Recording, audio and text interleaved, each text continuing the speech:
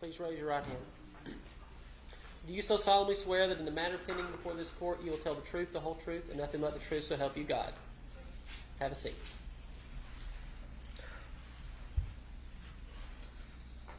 Please state and spell your name for the record. Amanda Bruce, Amanda Bruce. And what was your maiden name? Farris, Farris. So you are the daughter of who? My father, Gary Farris, and Melody Farris. So speak into the microphone. Sorry. We'll take our time.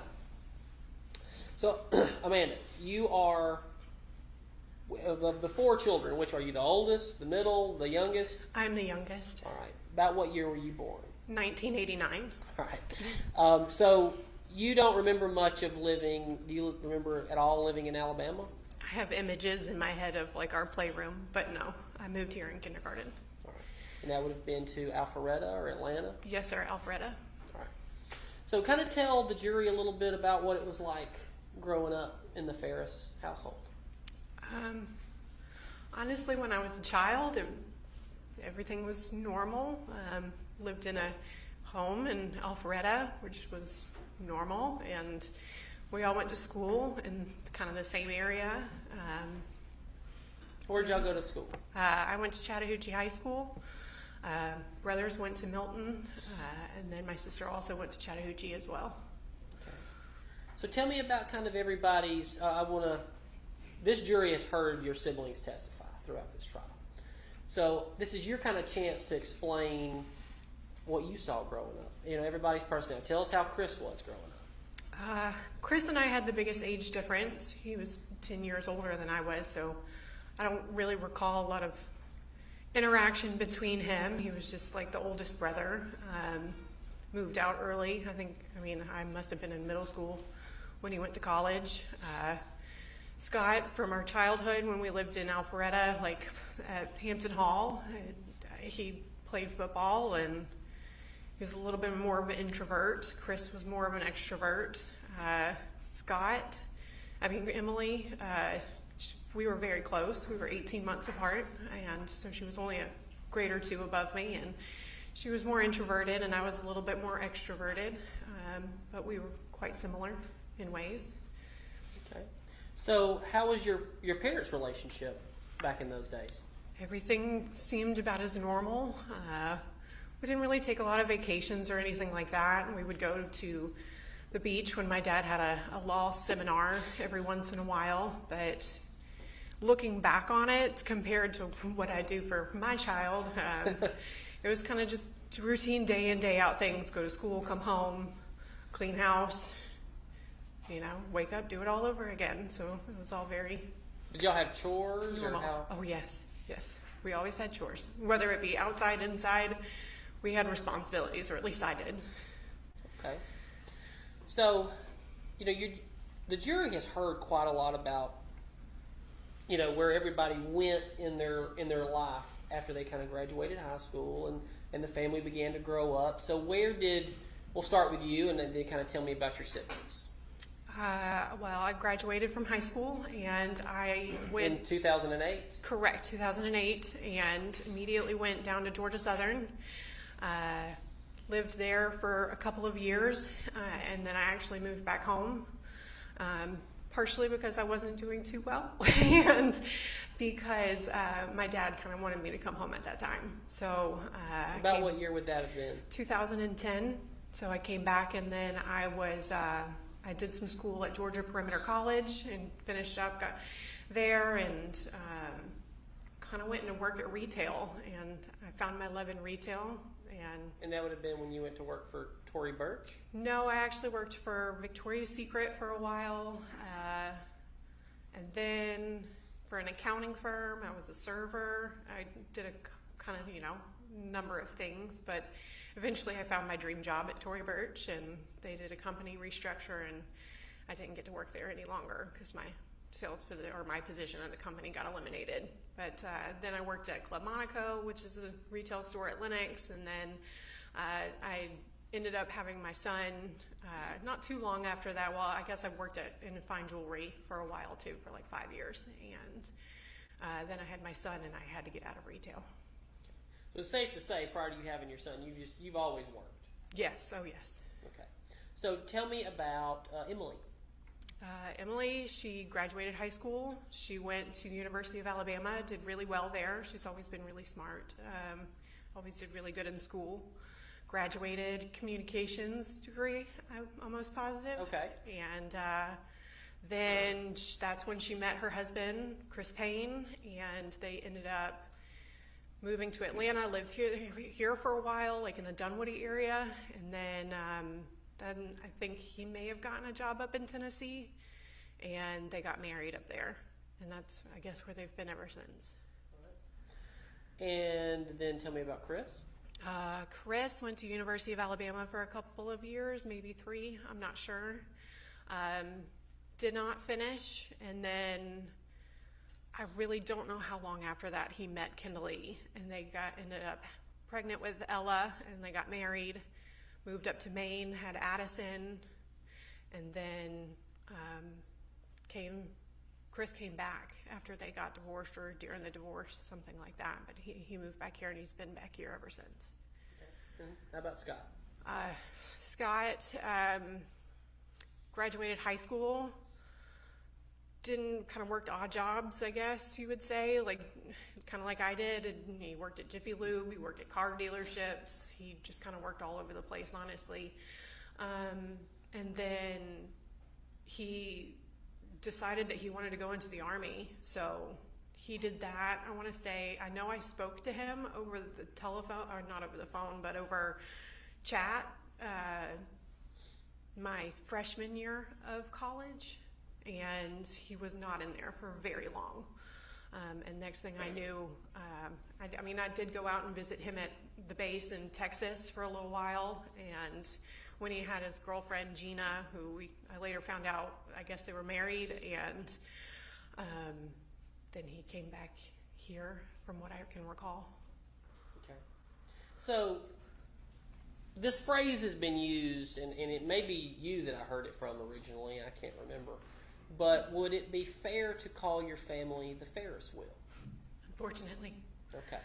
Well, let's kind of get into that, if we could, and kind of talk about, from your perspective, the personalities in the family and kind of the interplay of the siblings and the parents, and through the years how that kind of developed into 2018. I wouldn't say that term really came along until we were adults. We were not in college or anything. I guess you could say we were in college, but there's always something going on. Well, kind of give the jury a background of that, if you don't mind. Chris, him and Kimberly got pregnant. They got married. They had their issues with their divorce, unfortunately. Scott going to the Army, getting out. He kind of just lived at home. He really didn't do much. Really kind of worked odd jobs all the time. I know he was working at the Nissan dealership when I got my car, and that would have my first and second car came from that same dealership, but I guess it was the first time. So that was a senior in high school. He was working there. Sorry, I lost my train of thought. Okay, well, let me do this. Let's kind of work through personalities in this Ferris wheel. So let's start with Chris. What would you say Chris's personality is? And then give me some examples. He was very extroverted.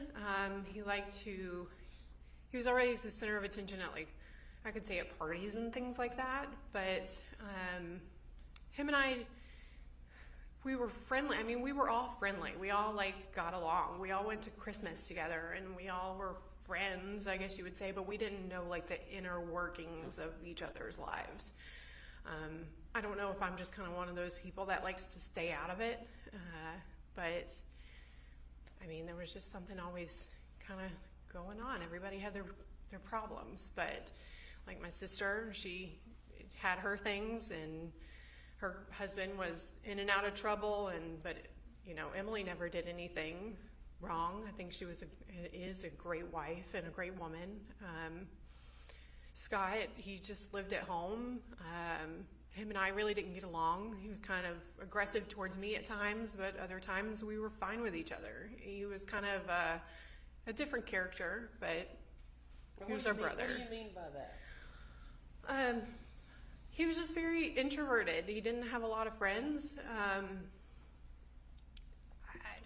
I don't know how to explain it. He just wasn't very much like us.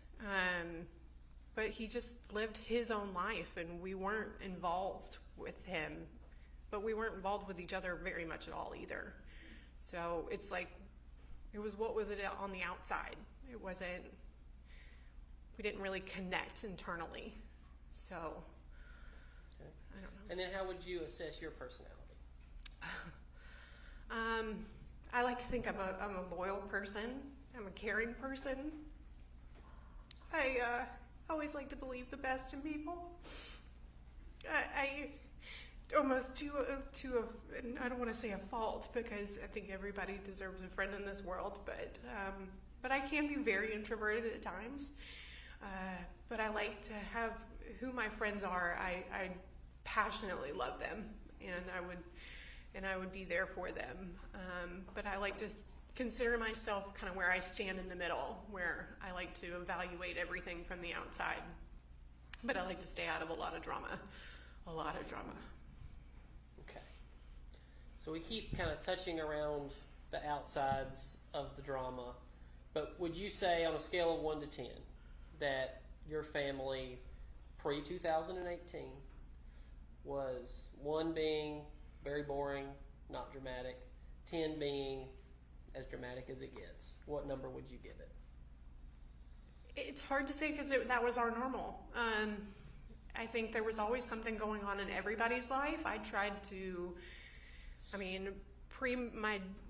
all of this, I was just trying to get married and fall in love with the man that I wanted to marry. And my world got turned upside down. And I was just very much one of those, like, everybody else's problems are their own and I can't fix it. But it was tough. It's really hard to explain, but everybody had trauma and trouble and issues. You use the past tense when you're talking about your siblings. Why is that? We don't talk anymore. They don't talk to you. Communication is a two-way street. So when's the last time you talked to your siblings? Had to be probably end of 2019. Okay. And why do you believe that is? We had, this had something to do with it, but we had our own falling outs individually that had kind of refreshed my memory when I knew this was all happening, and reading through text messages and things like that. But Chris and I had a falling out a year prior. My husband and I always go to Lake Lanier Islands for the 4th of July. My husband grew up in that area and worked there for a very long time. At Lake Lanier Islands? At Lake Lanier Islands. So that was our tradition. We did it every year, ever since I knew him. This would be the big beach at Lake Lanier? Yeah, like what's now Margaritaville. Okay. And we're going to talk about the 4th in 2018 in a minute. This is what you guys did every year. Yeah, but I'm talking about 2017. Okay.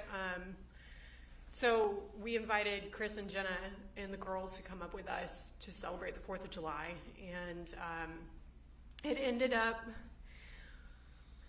where we had spent the entire day out there, and they were drinking heavily. And we went to the Mexican restaurant on Friendship Road, and I pulled the girls in the bathroom, and I was like, listen, I can't let you drive with them. I was like, it's not safe. So they agreed, and we got in the car, and we took them back, as they were staying at Lake Lanier Islands Resort that night, and took them back. And shortly after that, I called my parents. Not that night, could have been a couple of days, I don't remember. But I told them, I said, Chris has a problem. He has a drinking problem, and those girls are going to get in an accident, and something bad's going to happen to them or somebody else. Well, it wasn't too long after that my brother decided to call my parents, and specifically my father, and say that he was having an affair with my mother, and accused. And that was pretty much from then on out. I'd never felt the same about Chris. And so that was right around the 4th of July 2017. Correct. Was this also the time, were you aware of him threatening to kill your mother? That happened after. Okay. I kind of piece it all together because I hear bits from people, but nobody tells me directly. Honestly, when that happened, I didn't ask questions. I didn't want to be involved. I thought that was something that my parents should handle. They were the parents, they needed to handle it, and that's why I went to them about his problem, and because it wasn't my place to tell him he had a problem, and it was theirs as his parents. And I don't know if that was a result of that. Did you know that it had almost a similar situation about Chris trying to leave with the girls, intoxicated? Did you know about that? I slightly recall something of the sorts. I just remember telling my parents that the girls should not be driving with them if they were going to be drinking like that. And it was if it came to the point of me saying something to my parents, there was a reason. I did not feel like they were safe. And so let's be clear. At that point, Chris, instead of stopping drinking or taking accountability for his actions, he decided to say that your fiance was having an affair with your mother. That's what I can assume. Okay. Because there's no other reason for him.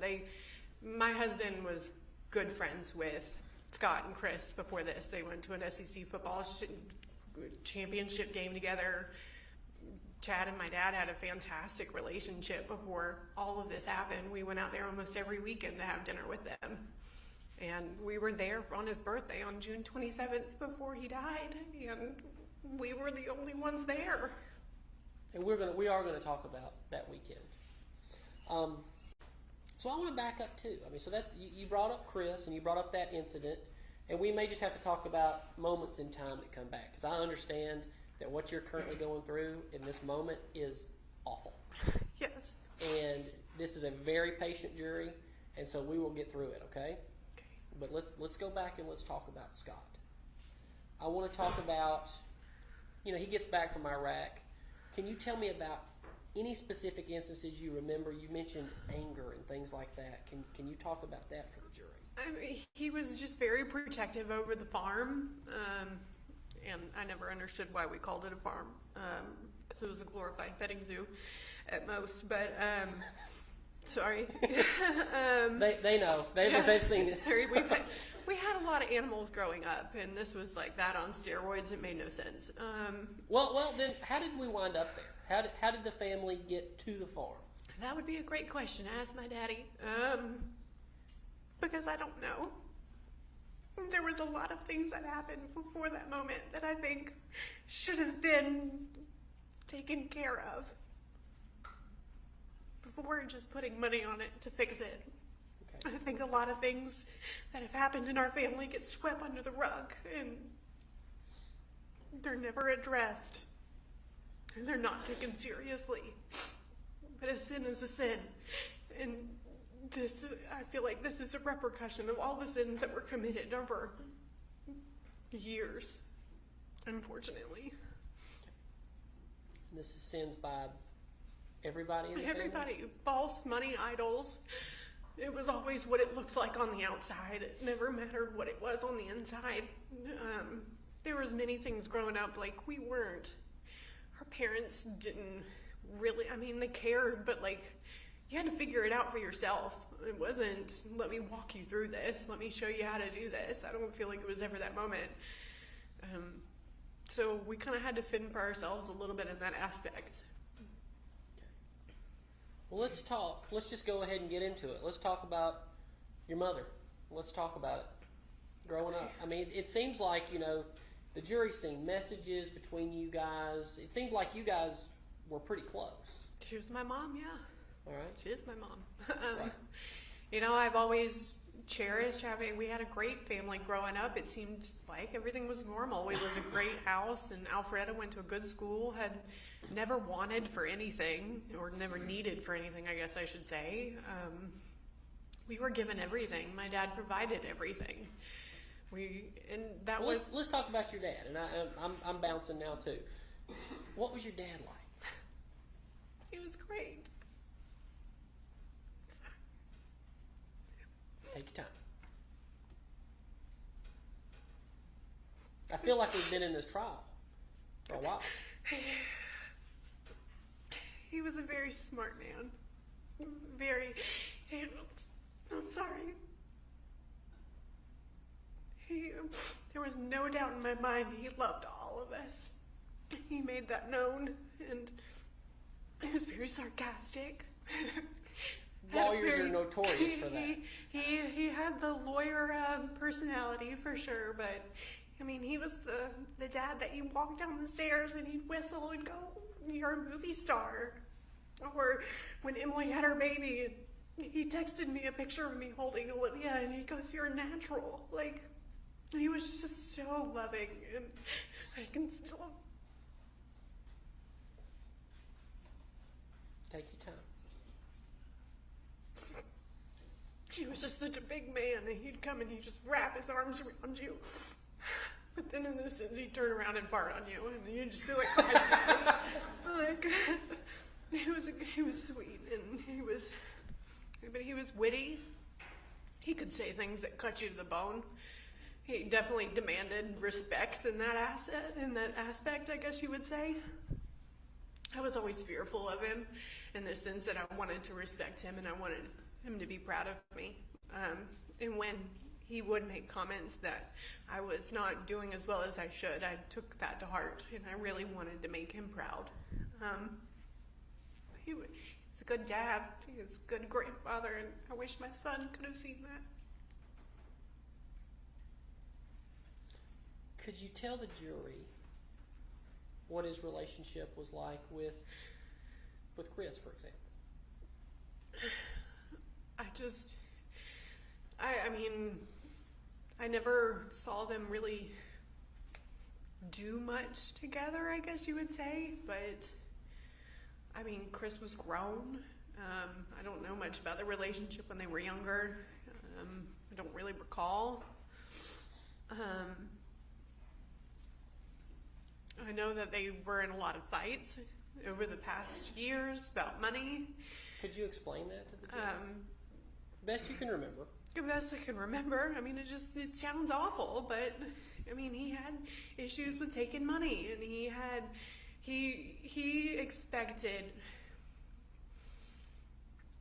He always had his hand out, but I don't doubt that he didn't love my daddy. I approach things differently than my siblings did. What does that mean? Meaning I never wanted anything in return for his love.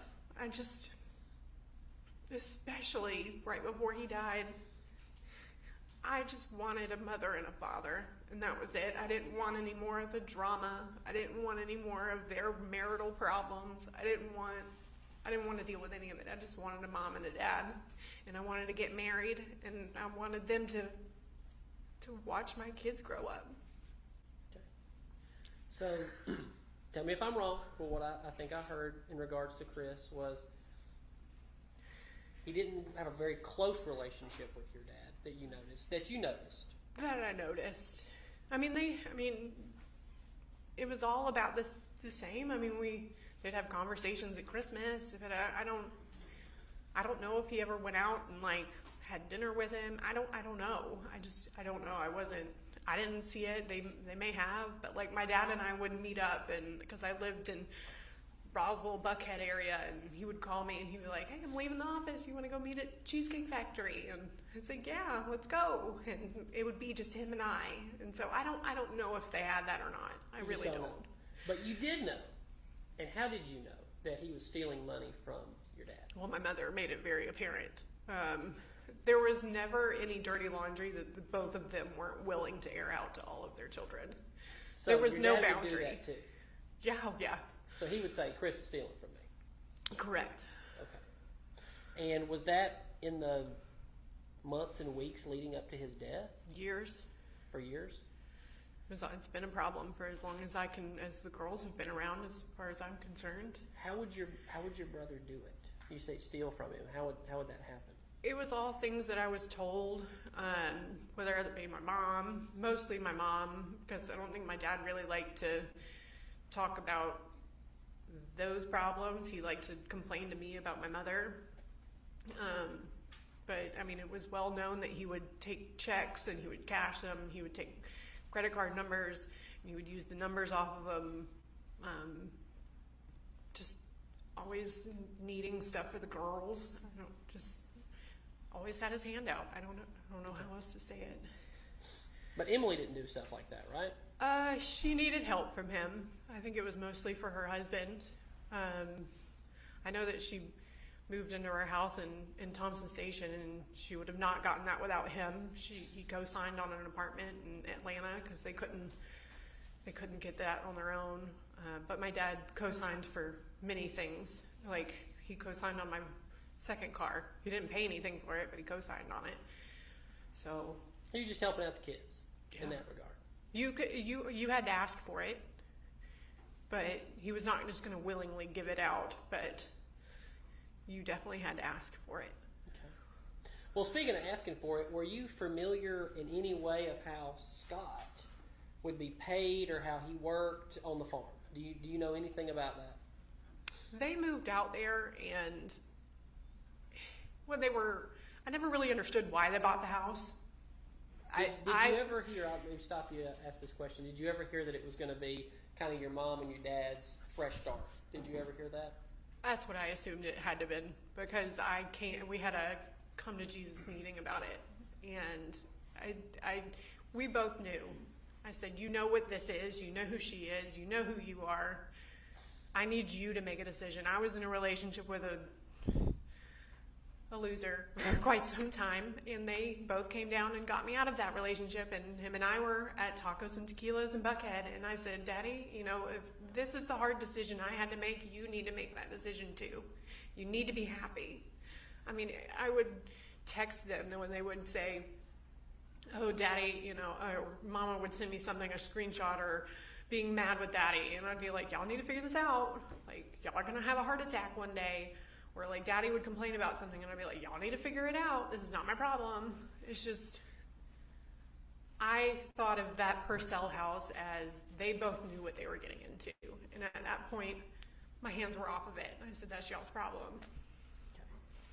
So tell me if I'm wrong, because just going off the way you just said this. But it sounds like your parents, this is just how they were. Yes.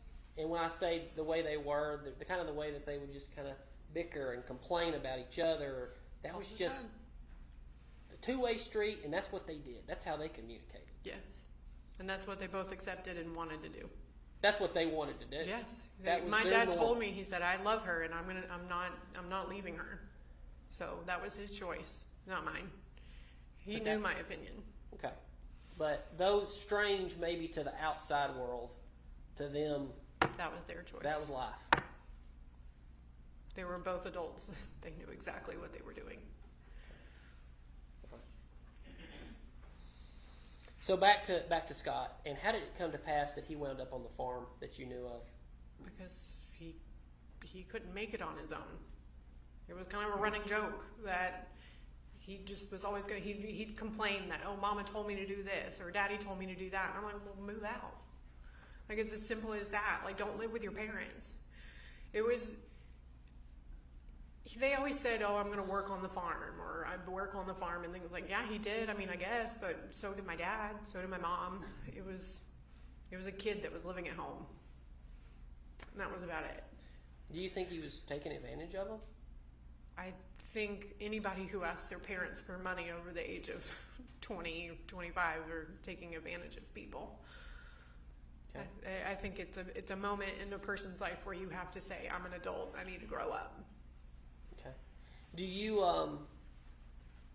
did you know about kind of his daily life, about him just playing golf and not really actually working on the farm very much? It was off of what I was told. Okay. Nothing you saw? No. I mean, he was out there. When I went out to visit my parents, you couldn't go on the property without him he'd come up right in it immediately. But like, he would see what was going on, and then he would leave, and he would go back. Like Christmas, or even dinners on weekends when we would go. He would come in, make his plate, and he'd go back to his little apartment. And that was like the most we saw of him. And like, he would take the plate and go back to the barn apartment? Yeah. He never wouldn't sit with the family? No. Occasionally he would sit at the bar stool, like in the kitchen, but. And this is Scott, not your dad? Correct. Okay. If you had to say which kids were closest to which parent?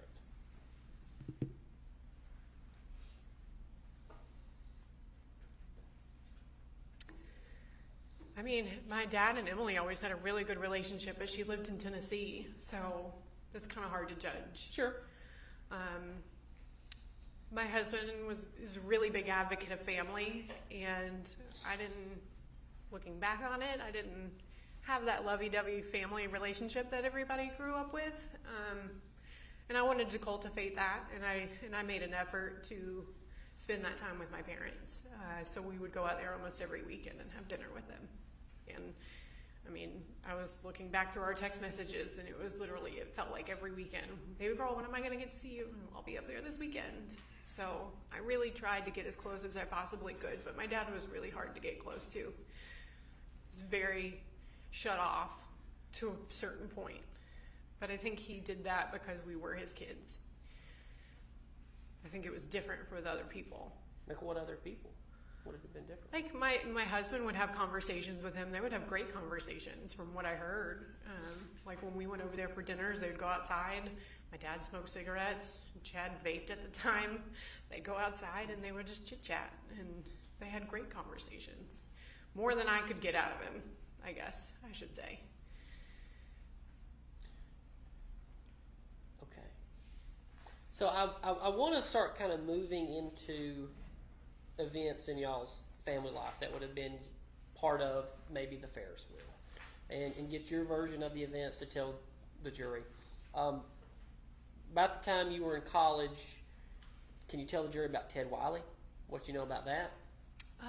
Well, going back to my senior year of high school, my mother's mother, had open heart surgery, and she had to go up there and stay with her all the time. And my father would text me and tell my other siblings about Ted, and it was a speculation at first, and then it came to a point where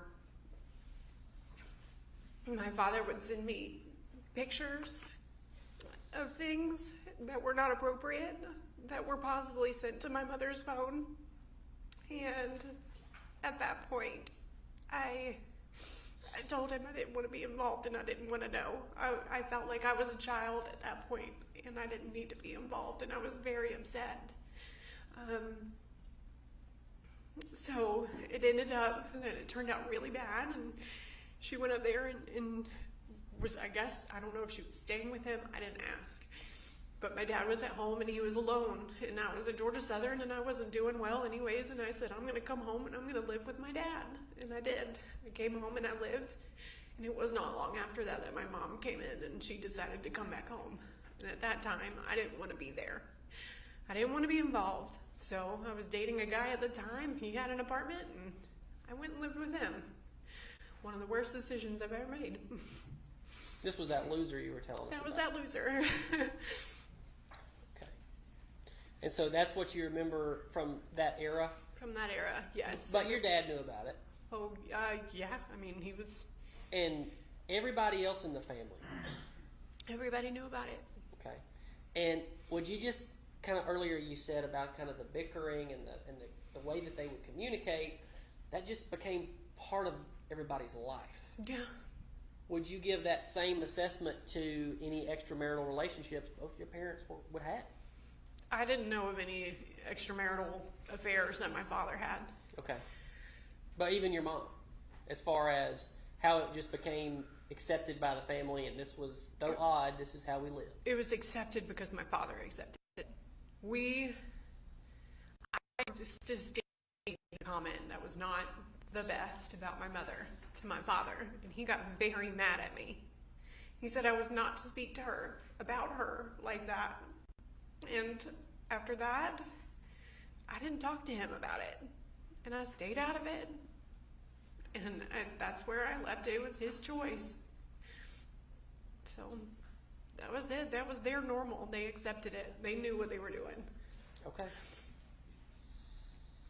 What about the other siblings? Did y'all talk about it at all?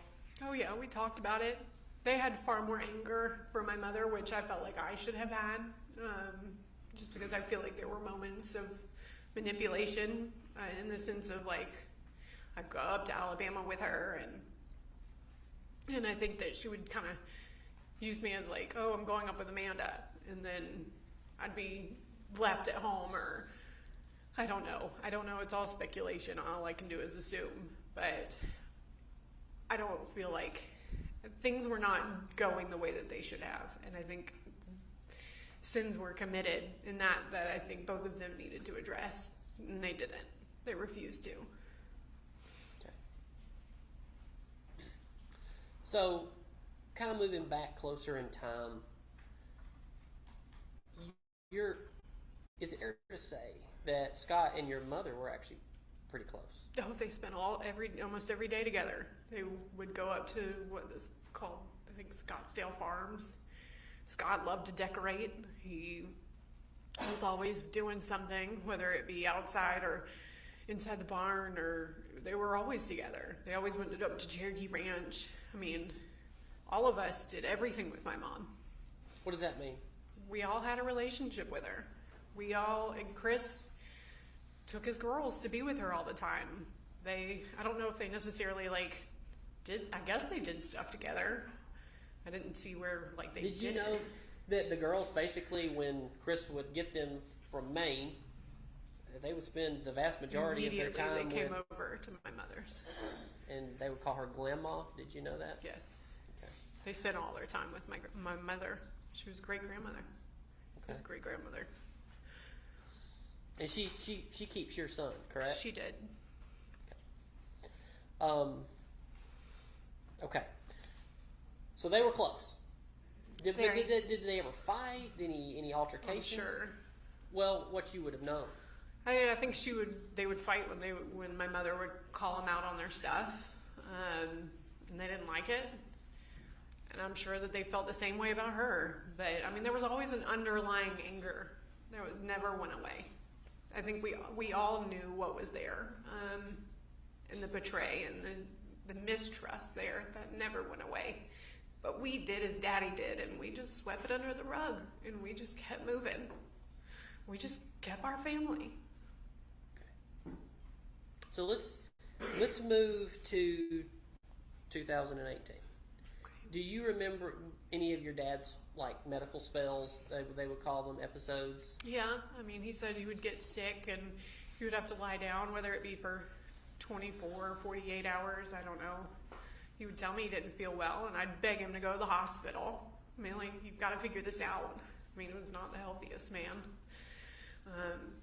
But he refused. I remember trying to get him off of cigarettes. I tried to get him to, I was like, at least vape. I know it's still terrible, but it's not cigarettes. And refused and stuck in his ways and drank Mountain Dews. But he refused to do anything about it, ever. And then the one that sticks out to me the most in 2018, it had to be a few months before he died, because we were supposed to go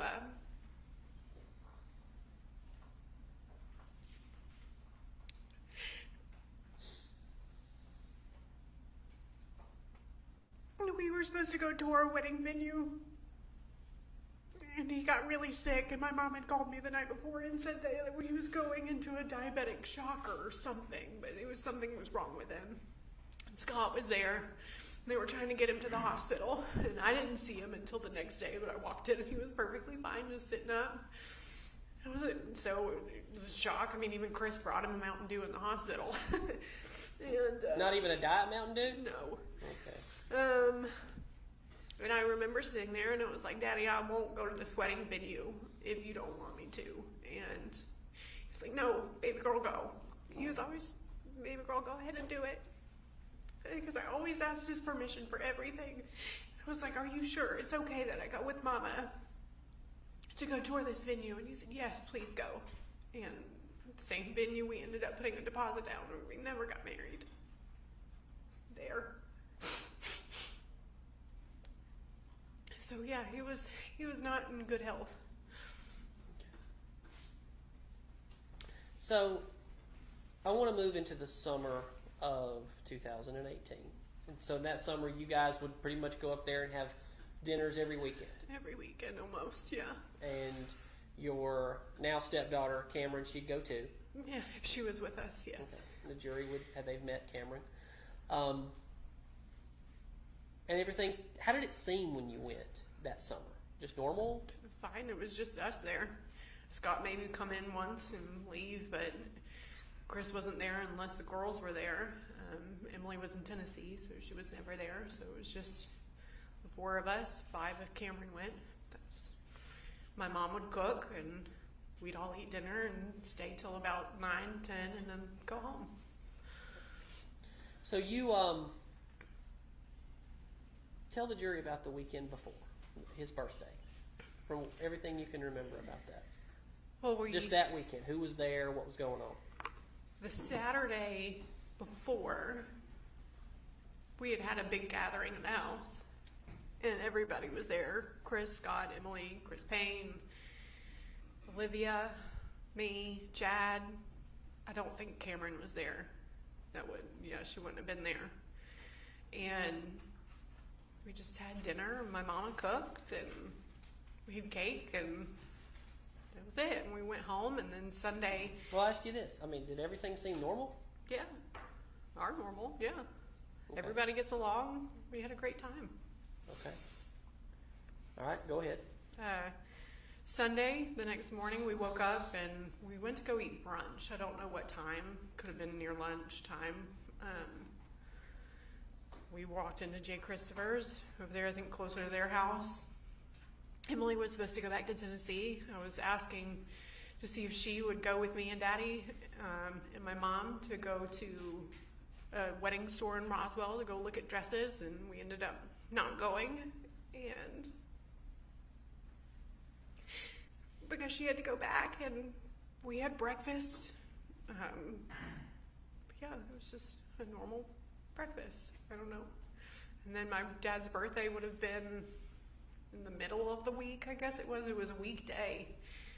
And we invited everybody. I didn't invite my mom because I thought my dad wouldn't like it. Boy, was I wrong. He was very upset that I did not invite her. Well, what day was that? I don't remember. June 27th. Okay. So the week before? Yeah. Okay.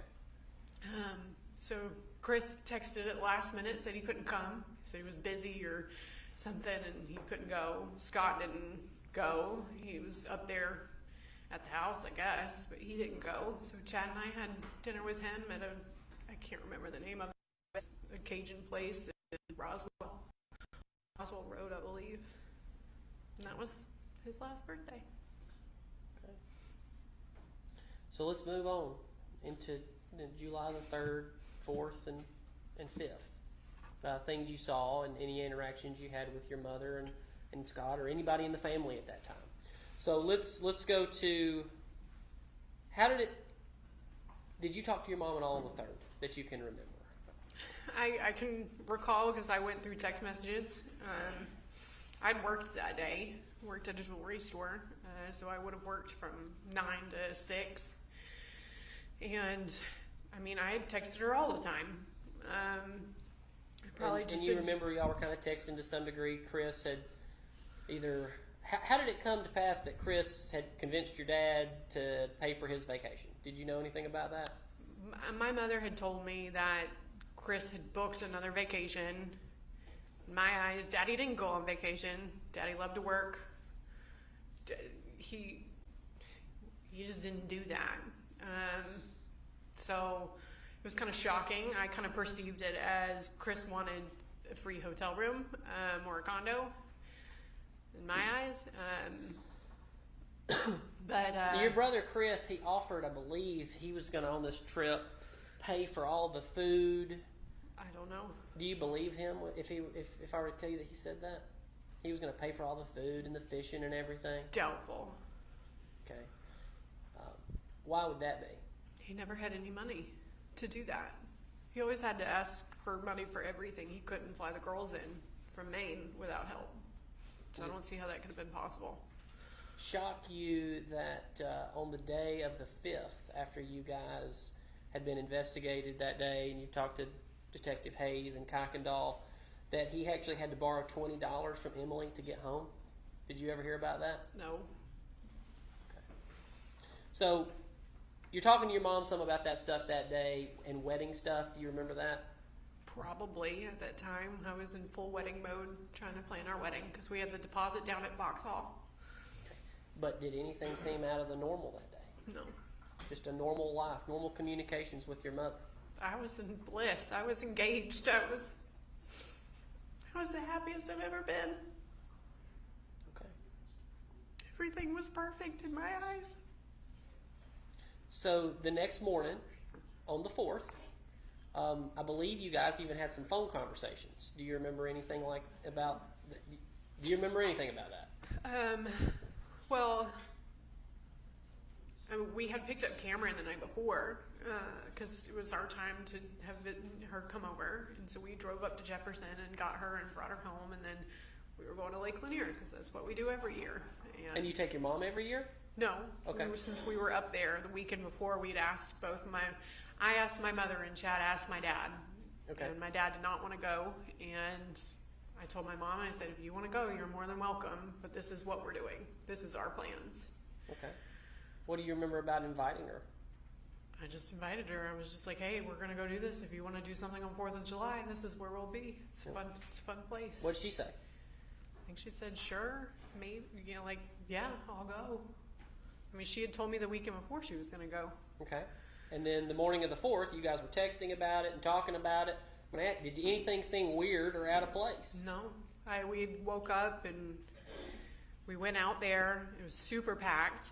So This is Margaritaville. Margaritaville, yep. The whole beach was packed. All the chairs were taken. And I called her and was like, hey, we're going to go back home and we're going to get our chairs and stuff because there's nowhere to sit. But we put up our little pop-up tent and saved a spot because we lived 5 minutes down the road, not even. And told her we were going to go get our chairs and come back. And I told her she needed to bring one if she had one. And then she said she was working out in the yard and that she would be there later. And I said, okay. And so she came? Yeah, eventually around 12, 1 o'clock, I guess it was. It was later. About noon? Yeah, I Okay. would say so. Somewhere in there. How did she seem? How was her demeanor? Normal. What did y'all do? We roasted on the beach for a while, and then went to Land Shark Cafe, and because it was unbearably hot, and then we ate lunch. She ate with us. Cameron was there, and we went back to the beach, sat there for a while. I don't know if we did any of the water slides or anything that day, but I think it was 5, 6 o'clock maybe, and Cameron was begging to go be with Addison. We were like, I don't know, because we had just picked her up the night before. Would Cameron and Addison, they communicate to themselves via text? Yeah, they were friends at that time, yeah. Okay, so they'd already kind of figured out they're going back to Grandma's. Yeah, they were essentially the same age. They like hanging out with each other. Okay, so I guess Cameron told you, hey, I'm going back with Melody. No, she asked, and Chad and I were like, I don't know, because we picked her up the night before, and we were like, I don't know, we really didn't want to, but she begged, and so we were like, all right, for one night you can go out there, and Chad was supposed to work the next day, and I had the day off, so I was going to go, and I was like, I'll pick you up, and then we'll go shopping. And that would have been on the 5th. Mm-hmm. Okay, but back on the 4th, Cameron how did your mom respond when she asked to come over? She said, okay, have you talked to Addison? And I don't know if my mother talked to Chris or not, but Cameron got in the car with her and they rode back. Okay. Did y'all have any communication with Cameron that night or the next morning? I probably wouldn't have. Chad would have. Okay. I was more or less, and I still am more or less, Chad's wife.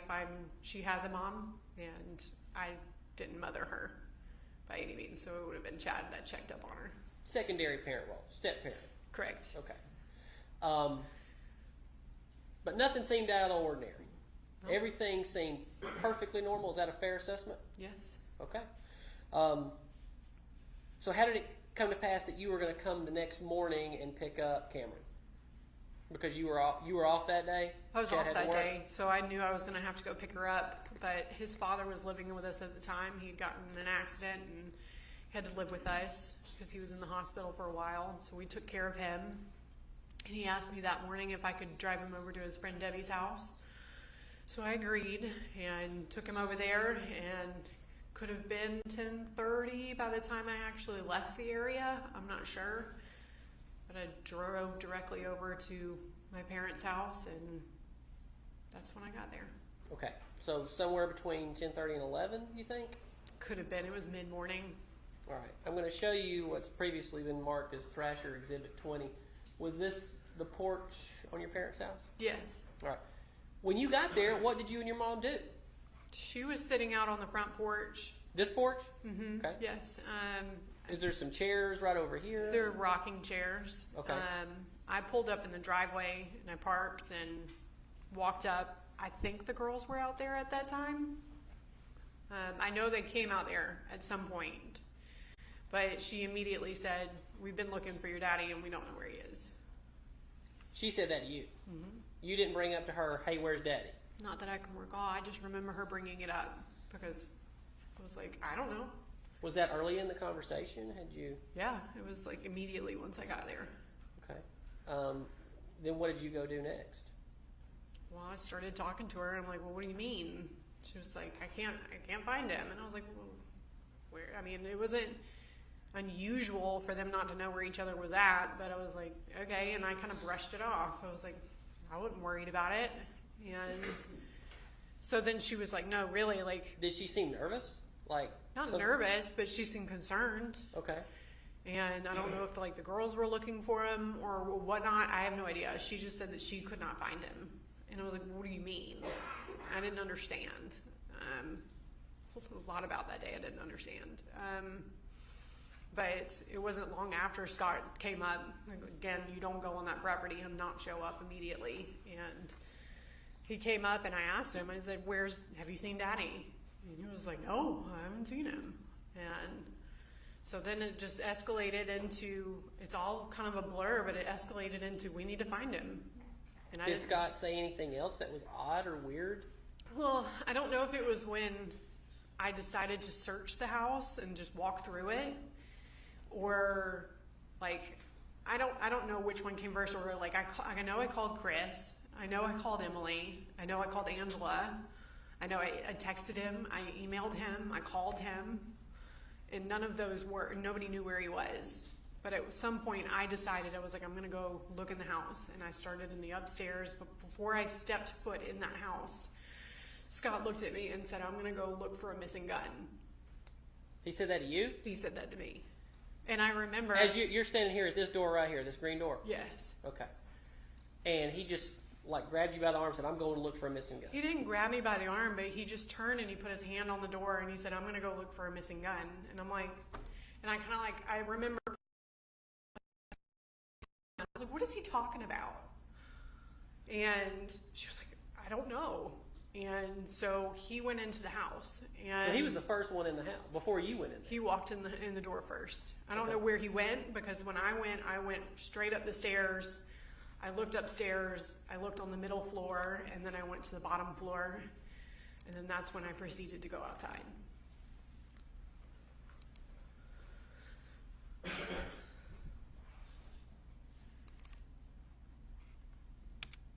Did you go up these stairs? Correct.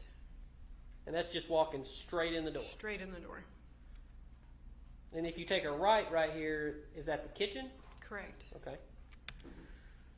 And that's looking back out that door? Yes.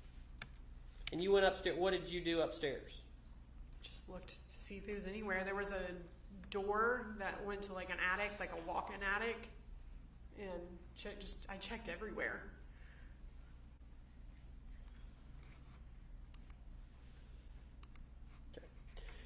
So this was the kitchen. Obviously, there's no furniture or anything, but this is the general layout of the home at the time. Correct. All right. So where did you go next after going upstairs? I just walked to the main level. I don't know if I walked in the master bedroom. That would have been to the right, straight back from there. And then I walked in the basement. Where did you go in the basement? Probably into my dad's room. That would have been in that hallway right there. Going towards these doors here? No, the other way. The other direction? His bedroom was there, and then he had a bathroom that was over there straight back too. I probably would have looked there, I assume, just to see if he was there, since it was his room, and there was the living room, and then I just walked straight into his office, because you could pass by the theater room, and I went into his office, and he wasn't in there. Okay, so this thing they've got listed on this Thrasher 17, this workshop, that was his office? Yes. Okay. And nothing, when you walked down into the basement, did you see anything out of place? No. And because you'd been down there, I mean, how often would you go to the basement? I mean, every time we were over there, we would probably most likely go down in the basement because my dad was always working in his office. So when you were down there, did you notice anything, this looks like a bunch of very fine furniture. Did you notice anything broken? Mm-mm. Did you, what's underneath these candles appears to be glass fixtures holding up the candles. Correct. Anything out of place? No. Did you notice any blood? No. Now, had you been there the weekend before, did you ever notice anything about your father being bit by a dog or anything like that? Yes. When we walked into Jay Christopher's, my husband and I was on the right, he was on the left, and my dad was in front of us, and he was walking up the stairs because it was like a few stairs to go up into Jay Christopher's, I believe, and it was an awful, like, purple dog bite on the back side of his leg, like right above that, whatever, I guess that tendon that is. And my husband said, "Damn, Gary, like, what happened to your leg?" He said, "That damn dog bit me," meaning Motley, her little black, her little terrier dog. So Motley was a kind of an ankle biter. Yeah. Essentially. Yes, I don't like that dog. For lack of a better term. But you saw with your own eyes this injury to your dad's leg. Yes, it was bad. And it was from the weekend before his death.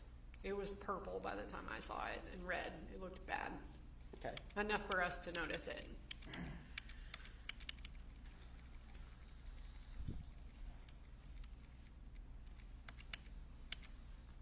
So you walked past this dining room. These pictures were taken on the day of the 5th. This is Thrasher 81. You walked past this dining room, and this is how it looked? Yes, sir. On that day? You notice anything broken or out of place there? No.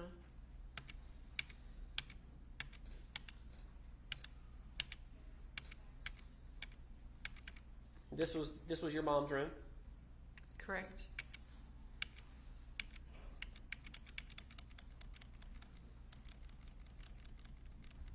Where was the mudroom in the house? You just passed it. There was like the mudroom was the long kind of hallway, and it had a desk and cabinets, and then that was off of the mudroom, and it had the washer and dryer. My dad had like his cowboy hat hung up on the wall to the left there. And that was the mudroom, and then there was a pantry. This is your dad's cowboy hat? Yeah. Okay. And this is Motley's bed? Yeah, well, all the dogs' bed. How many dogs lived in the house? Too many. We had Motley, Lucy. One time we had what we called Elizabeth Taylor. She was a little teacup Shih Tzu. They had Luke, Leroy. They were the biggest white labs I've ever seen in my entire life. And then Scott had a Chihuahua. And I think that's all the dogs he had. I know he had some cats too, but the cats never came in the house. Did your dad tell you where he was bitten by the dog?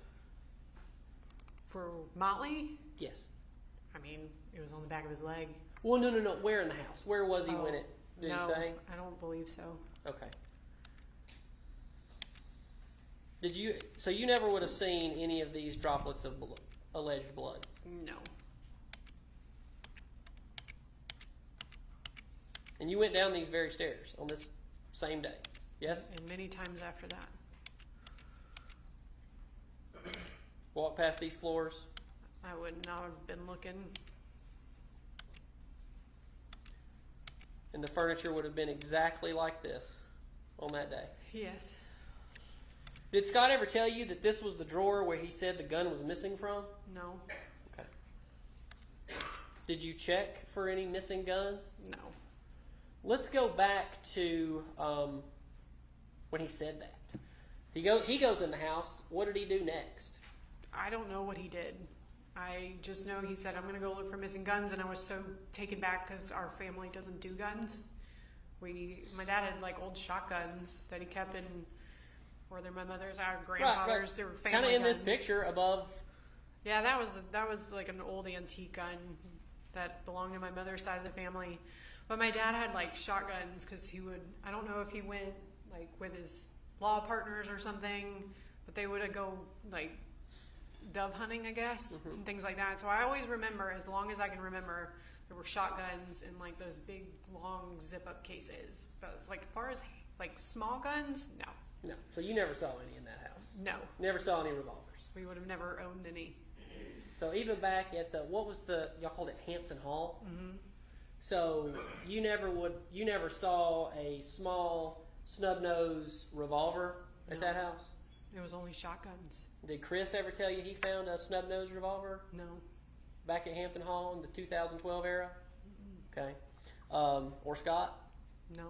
Okay. The only handgun that I knew of back in Hampton Hall was when my brother was in the Army. It was a black handgun, and he had gotten it, I guess, after he got in the Army. I don't know. That was the only one I ever remember seeing, ever. Yeah. So you walked down here, and you knew Scott had been in the house, right? Yeah.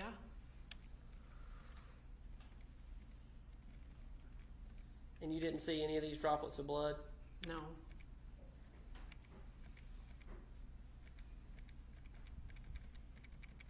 I'm fast forwarding because there's one image I specifically want to ask you. It may be easier to go to the...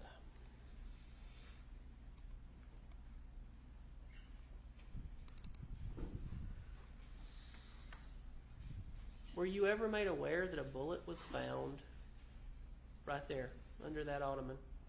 The only time I was ever aware of a bullet was during the preliminary hearing. Okay, that's the first time you'd ever heard of that. Correct. And you don't know if that was, you didn't know anything about it? No, and I would have never looked there. So you never saw this bullet No. laying in the floor? No. Do you find it odd that there is nothing around that bullet? Yeah. I mean, nothing that would have caught your imagination. No blood, no holes in the chair, nothing. It's just this bullet laying next to a piece of carpet. If you compare it to all your Netflix documentaries, no, it doesn't make any sense. So you never saw that? No. Okay, so Scott went in the house first before anybody else. Correct. That morning. Then what did Scott do? What did everybody do? I don't remember where he went. I know that I went out my dad's office, and you could walk down because I knew he was making the burn pile on like July 3rd because I remember Chris went over there and all of that, and that was known. And so I had walked down, and my mother came up shortly behind me, and I saw one stream of like smoke coming off of the top of it, and there was like one stick that was laying by the side, and I just picked it up and tossed it on there, and and she was there, and I was like, it's still like smoldering. She was like, yeah, it's gonna be hot for a while, and I was like, okay. And I turned around and looked up, and Scott was standing at the top of the hill, like where the driveway is, with both arms on his hips, just staring down at us. And at the time, I was just like, mental image, I guess, and I was just like, okay. So I walked the edge of the property because there's a pretty steep hill there. Did you go all the way down that steep hill? I didn't think it was steep, but I went down there. I mean, I probably had sandals on, but I walked all the way down. I mean, in my mind, I'm thinking something happened to my dad. He's been out here working on the property, may have fallen out. Let's go look for him. So I'm searching everywhere, and I go walk that property line, and I go over the dam that's by the left of the pond if you're standing on that side. And I walked up to the barn, probably walked either through the barn or around the barn. I don't really remember. Now, I ask you this. Do you ever remember around this time Scott saying anything about the placement of the tractor? Did he bring that up? Did you hear that? No. Okay. All right, go ahead. Where you walked? Walked up there, and I was calling out his name, trying to find him. I was getting desperate at this point and hoping I would find him. And I just had this gut feeling that something was wrong, and I had turned and walked down the driveway, and I was standing right as the driveway dips, and Scott calls me. On your phone? On my phone. And I'm looking over the pond and kind of just standing there at the fence, and he goes, Amanda, like something to the tune of like, Daddy's in this burn pile. Like, I know what I've seen. I've been in Iraq. I know what burned bodies looked like. And I'm just sitting there on the phone going, what are you talking about? And he was like, there's something in this burn pile. And I was like, what are you talking about? In pure just denial, I guess. And either he hung up the phone or I hung up, but I immediately called Chad and I said, you need to get here right now. This is what Scott is saying, and you need to come get Cameron. You have to come get your daughter. And next thing I know, I don't know if he walked over. I mean, everything, your whole world stops. And he came over and grabbed me by the arm as hard as he could, and he got in my face. Who are we talking about? Scott. Okay. He got in my face and he screamed at me. He said, I know what I saw. I know what it is, Amanda. And I was just, again, going like, what? And next thing I know, he said he called the 911, paramedics, whatever, and I walk up to the driveway, and there's like a fork in the road. I have to ask you this question, and I'll move on from this topic quickly. But you walked down to the burn pile earlier. And you and your mom looked at it together. Briefly. And neither one of you saw what you would believe to have been human remains. Thank God, no. But you say Scott was up behind you on the hill just staring at you both. Yes. Okay.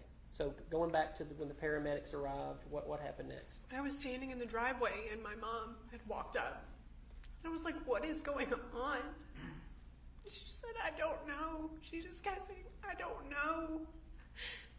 And I was just in shock at this point.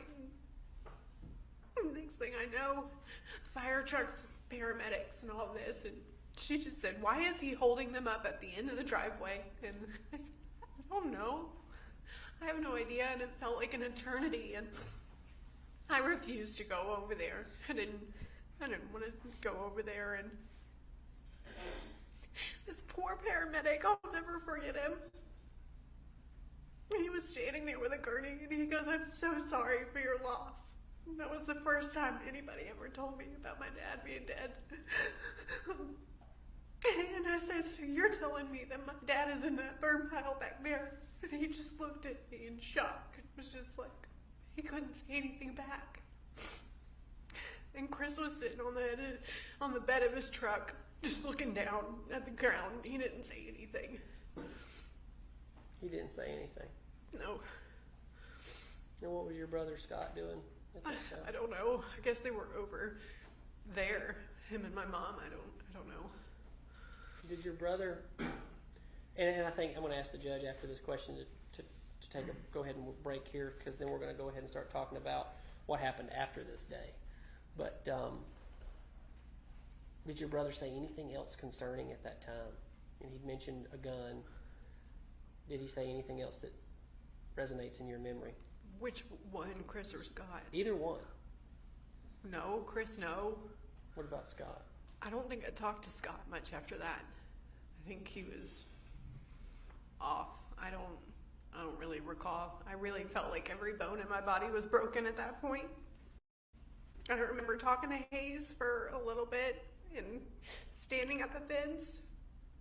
And he could have told me I had purple hair and 5 eyes. I wouldn't have recalled. And I just kept going through my head of just like, if he's gone, he's like, our life has changed forever. And it was awful. I wouldn't wish it on my worst enemy. I'm going to show you what has been previously marked as, I believe, bot song 4. Is this you? Yes. Were you aware there was a trail camera on the property? No, not really. Okay. And is this your mother? Yes. Okay. And that's bot song 5. And who is this? Scott. Is that also Scott? Yes.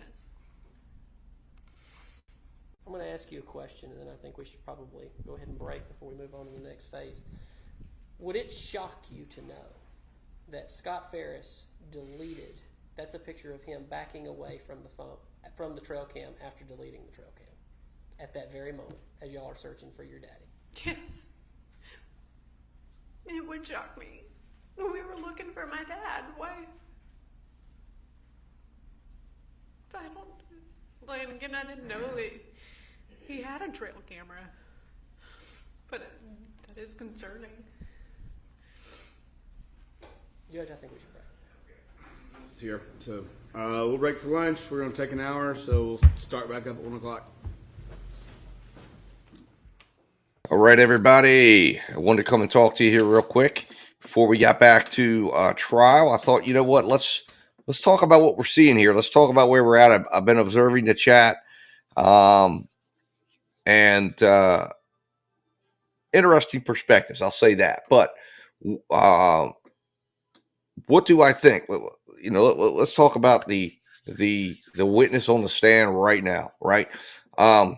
First few witnesses, I didn't think were much. This witness, I think, in my opinion, of the children that have testified, I believe this is the most genuine of the children, and that's my perspective. She's the youngest in the family. I don't know that she's the most informed, because it seems like she was kind of kept in the dark on some things, but she seems to be the most genuine, and she has brought some very interesting perspective. Now, obviously, we all know this. You know, the two prime suspects in this whodunit is Melody and Scott, right? And possibly Chris was involved as well. And I think she implicates all three in some of the things she said so far. One of the things that stood out to me as far as the Melody situation is she didn't help her mother from the standpoint of saying that when she arrived there on the 5th, she said the story that Melody had been floating to the police was that Amanda had said, "Where's Daddy? We can't find him." And then the search kind of went from there. And she says, "No, Mom told me that this is what happened." Now, I thought it was very interesting that she contradicts Scott and contradicts, I believe, Melody as well to the police, in saying that the bones that were that they never said there was a goat found or anything like that, and that there was no phone call saying, "Hey, did you put a goat in the burn pile?" So that was interesting. And then she talks about the way Scott was acting, and he definitely was acting very, very suspicious. He was very aggressive to her, according to what she said. And I believe out of everybody, I think she's the most honest, because I really believe genuinely she had nothing to do with this. And she's literally telling the most honest story about all of it. And the thing about it, Melody, is this. I believe at some level she had to know what was going on, because she was on that property for 2 days. And the thing that stands out to me, I think the thing that's going to trouble the jury is, and the thing that also Amanda talks about is, she said, you didn't talk to Daddy? He didn't tell you about food? He didn't? And she says, listen, her dad would have always, is always,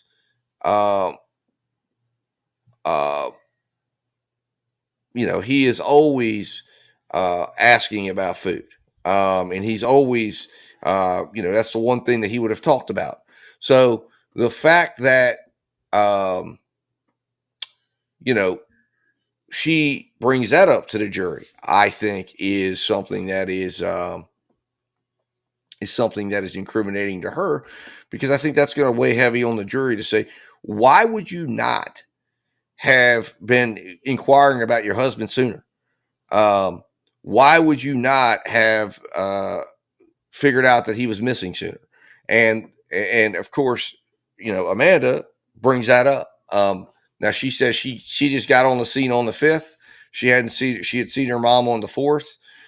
She had no idea that there was any concern about anything about him missing, or that the dad was missing on the 4th. Now remember, the girls were looking for Big Daddy on the 4th and couldn't find him, That's another thing that sticks out to me, to say Melody had to have some idea that something had happened here. Because how is she not running around looking for him? What, she doesn't go downstairs and realize he's not there. She's not going, oh, wow, where's Garrett? So I think that now, Susan C., the phone analysis, what you're saying here now with the phone analysis, what time of day are you talking about? Because the phone analysis does show Scott there. It shows Chris there. And remember, the last time Gary interacted with his phone was at 6:30. So what we really have is a 6:30 until, and we have Chris on property after 6:30. We have Scott on property after 6:30. We have Melody, we know, was on property all the way to the next morning at 1 o'clock. And I thought it was also interesting that the daughter says, yeah, Mom said she was doing yard work. Yard work? There's a fire burning in her backyard. So she had to know about it. Well, no question, Susan C. I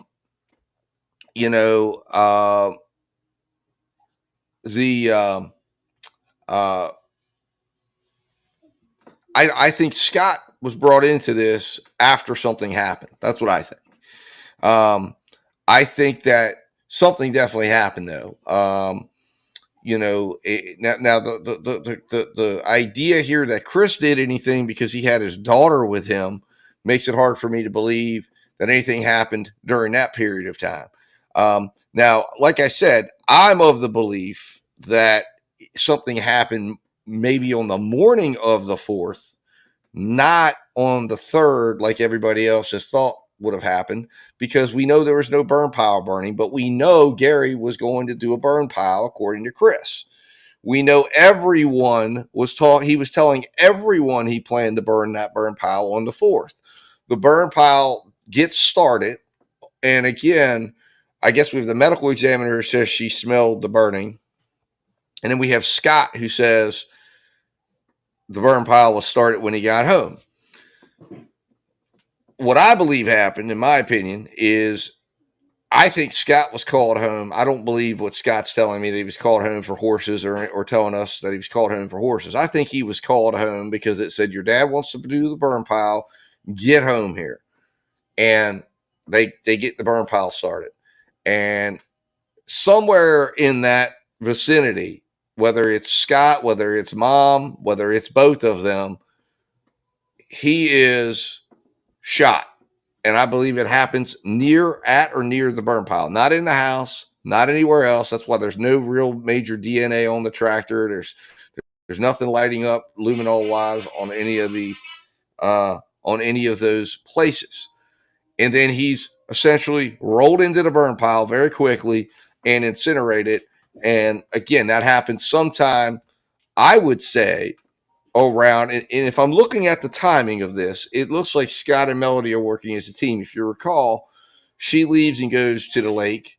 He leaves out and heads to the lake, but he returns later on, as he said, on the 4th to tend to the animals. Well, the burn pile would have had to have then been burning then at that time, but he claims he didn't see a burn pile, but we know it had to be burning. So we know he's lying about that. So it seems to me that it's Melody and Scott working in the shifts to burn the body. And then Amanda, he freaks out. Here we go. We're going to go back into Courtcast. So let's move forward post July the 5th. What did you notice about the change in your family dynamics? After that had happened, I immediately had to take care of my mom. It was probably July 6th. All of my brothers and sister looked at me and said, all right, you take her. And so I immediately had her with me. She lived with us, I can't tell you how long, months. Because she didn't. This was in 2018. Yes. Yes. Okay. After everything had happened, this was like July 6th forward, and she lived with us. She didn't want to go back to the property. Eventually, it came to the point of like, okay, you can go now, and so she went back, but I had to help pay for house insurance and car insurance and power bills and things like that. So I was kind of having to take care of the situation from that point. But Emily went back to Tennessee. Chris was in Atlanta, and Scott, I think, was staying at somebody's house, I guess, or went back to the property once it was, well, I know he went back to the property after it was released, but I don't know if he stayed with a friend for a while. Okay. Were you ever part of any discussions with an attorney who told everybody not to talk? Correct. Okay. On July 6th, I guess it was. I don't remember. Friday, the next day? Yes. It would have, somebody, I don't know who it was, maybe it was a consensus thing, but essentially it was, we needed somebody to help us. We didn't know what was going on. Here, from that time period, if you need to look for the date. I didn't know what to do at that moment, but I knew that, what you see on TV, let's get an attorney to handle it. And somebody gave me Eric Durlacker's number. I did not have it, so somebody gave it to me. I don't know if it was one of my siblings or my mom. I have no idea. I can't remember. So I called him and I said, I need help. I don't know what to do. I need somebody to guide me through this, or take care of it, really is what I wanted. I was like, take care of this. Was this, by the way, and sorry to cut you off, You're fine. but timeline-wise, was this while your mother was being interviewed by Detective Hayes? Correct. Okay. This was the day of the 6th, so Okay. Friday. And I called Eric, I don't know what time, and he just gave me Manny's number and told them that Deputy Hayes had my mother in the room and was questioning Scott, and they said, well, just let them know that she has an attorney. And we told him a couple of times, but she stayed in there for another hour or so. And then she finally came out and we went to the attorney's office. Everybody as a family went down there. And that's when he said, y'all stop talking. Everybody stop talking. Correct. Anybody who knows anybody, stop talking. Correct. Okay. So when did it become apparent, or what could you tell from Scott and Chris breaking off from the family? They eventually got very angry and irritated. I know Chris got mad at me because I told one of the detectives, I think his name was Tommy, that he decided not to go on vacation. Apparently that was a problem. He said, we aren't supposed to talk to the attorneys. So we were all on the same page. You mean law enforcement? Yes, sorry, law enforcement. That we should basically just go to the attorney if we have any questions, and just to keep to ourselves, and that's it. And he was handling the situation, the attorney. In this time period or ever before, had you ever heard your brother Scott say, this is my property? Yes. This is my house? Multiple times. He flaunted the fact that that was his property. I almost kind of like joked in a way he kind of vicariously lived through my dad. Kind of like the movie Step Brothers. You ever seen that? I don't know if they took ownership of their dad's stuff. Well, but yeah, okay. I mean, in that same situation, and grown up, still living at home. Yes, I could Okay. see it in that aspect. but he would claim things as his that were not his. That's fair to say. They belonged to my mother and my father. Okay. And you say, I mean, how often would you hear him say this? He wouldn't say it like all the time, but it was always just like my farm, my property, my Kubota. He would get on social media. He would say, this is my property. I mean, he claimed ownership to it. That's for sure. Okay. And speaking of social media, had you ever seen your brother shoot guns or anything like that? He was in the military. He was always shooting guns at the house, Okay. from what I heard and what he said. Did you ever see any of his videos on social media? No. Okay. But you knew he was always shooting guns. He was always doing something around there, but yeah, it was a known thing that they used to go and I don't know if he would hunt stuff. I don't really know how that works because there were so many houses that were in close proximity, but I know that he would have leisurely kind of shootings back there. Okay. So going on through late July and things like that, just to kind of talk about it, were there any issues? Did you ever have any communication or talk to Rusty during that time? No. Had you ever met him yet? No. Okay. And that would have been what, later on, about 2019, that you communicated with Rusty Barton? When she was arrested, that was the first time I personally spoke to him Okay. that I can recall. All right. But you'd known during this time, you'd heard about Rusty Barton, yes? Yes, there were rumors, but I didn't know the depths of it until the preliminary hearing. So that was in 2019, Well, yeah.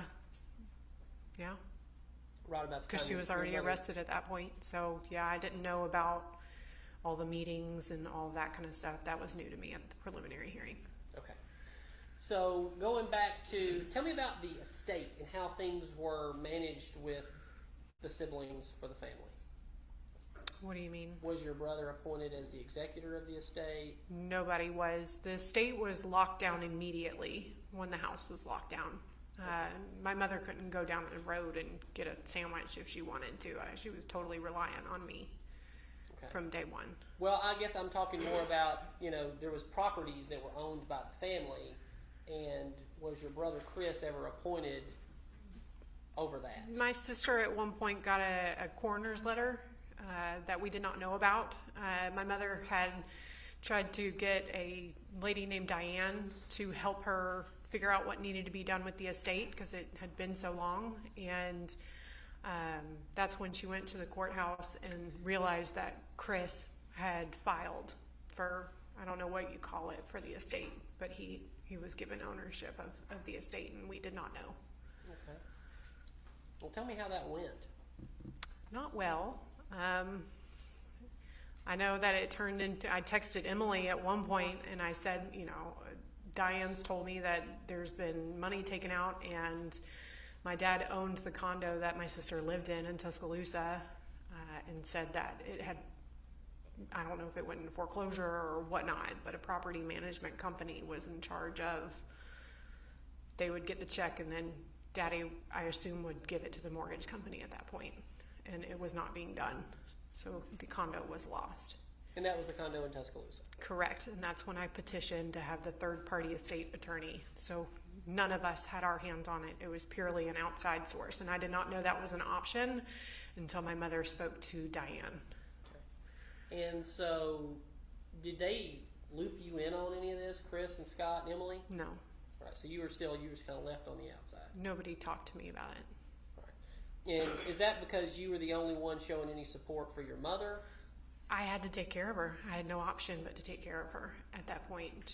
Emily ran off back to Tennessee, and Chris and Scott were no help. I financially took care of a lot that first year.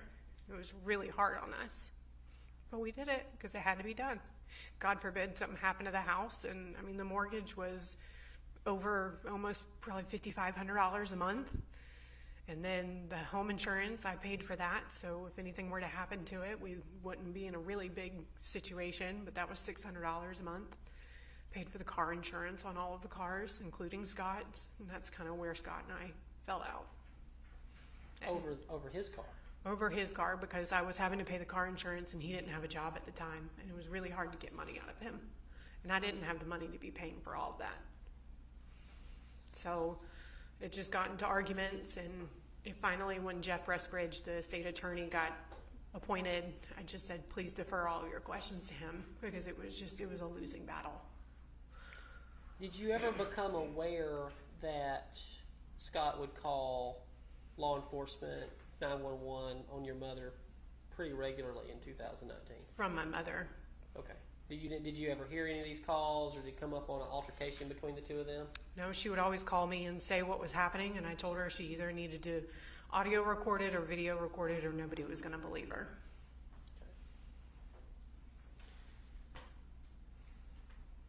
Your father was a very large man. Do you know how much he weighed? 280, 290, 300. Right in that area? He was 6'5". I'm 5'7", and I came up to his chest, right about here. Okay. How much do you think your mother weighs? 125 pounds soaking wet. Okay. Does she have any physical conditions of note? She had scoliosis really bad. She's had it all of her life. How bad? Like, is her back? Yeah, if you look at it, I mean, there's probably a couple inches difference from the side of her back to the other. She got kicked in the leg by one of the horses, and she was in a cast for a really long, one of those kind of, I think it was like a soft cast for a while, but she couldn't walk. She had to do rehabilitation on that. But other than that, I mean, she's been active, I guess you would say.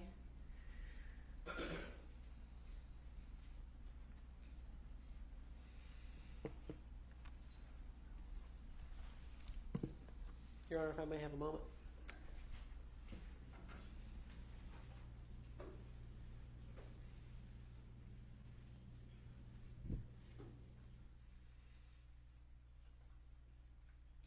That's all this time, Your Honor. All right, Mr. Ferris. Thank you, Your Honor.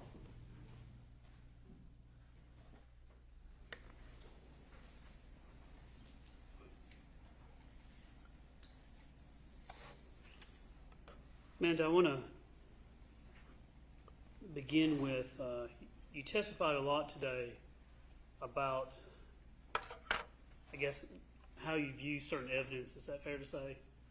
I don't know what you mean by that. Have you kind of when the defense counsel will ask you questions, you would respond, and that's really based on what you know in this case or your beliefs. Is that fair? I would say it's mostly opinion, but I don't know much about anything. All I know is from when Deputy Hayes told me about that my father was shot, and that was from my mother the very first night at Freehome Fire Station, and then what we know in the preliminary hearing. I'm sorry, what was that last part? The preliminary hearing. Okay. On July 5th, 2019, almost actually a year to the day that your father's remains were found, there was a preliminary hearing where certain evidence was introduced that gave you more knowledge of the case. Is that true? Yes, sir. But what I want to go through is you do not have any personal knowledge of the details of what happened July 3rd, 2018 from 9:30 p.m. to 2:30 a.m. the next morning. You don't have any personal knowledge of what happened, right? No, sir. You don't have any personal knowledge of what happened on January 4th, 2018 from about 6:30 that morning until about 2 p.m. when your mom came to the lake where you were at, right? Only what she told me, that she was coming to see me. And you would agree with me that a lot of what you know or has been told to you by your mom. Absolutely. You agree that a major source of your information, the predominant, overreaching source of information is from what your mom told you, right? Correct. I mean, an example of that is things that happen outside of your presence, whether it was what Scott said or Chris said, your mother would come back and say, this is what happened, right? To some degree, but I would be with my brothers if they said something directly to me. Right, but if you were not at the house when afterwards there were questions about the property and things like that, if your mom was just there, she'd come back and tell you her version of things that happened, right? Correct.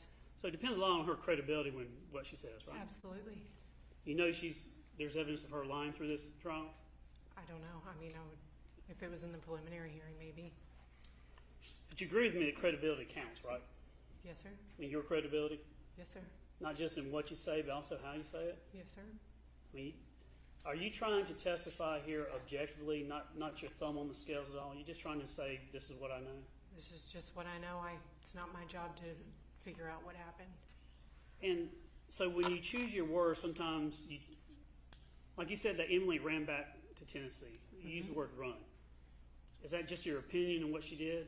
Yes, I felt like she abandoned me and did not help me. You don't have any personal knowledge of who was present at your mom and dad's house on July 3rd, 2018 from 9:30 p.m. to 2:30 a.m., right? No. You don't know what happened or who was present to do anything, correct? I mean, my mother, I assumed my mother was there, and I assumed Scott, but that was because she told me Scott came home that night. Okay, but you don't have any personal knowledge of that, right? No. It's just based on what she said. Yeah, because I wasn't there, so I wouldn't know. And July 4th, that Wednesday, you don't have any personal knowledge of what your mother was doing on the property before she came to see you at the lake, right? Only what she told me. She was working on the property. But she did say she was working on the property, right? Correct. But outside of that, you have no personal knowledge of the actual events in this case that led to the murder of your father. No.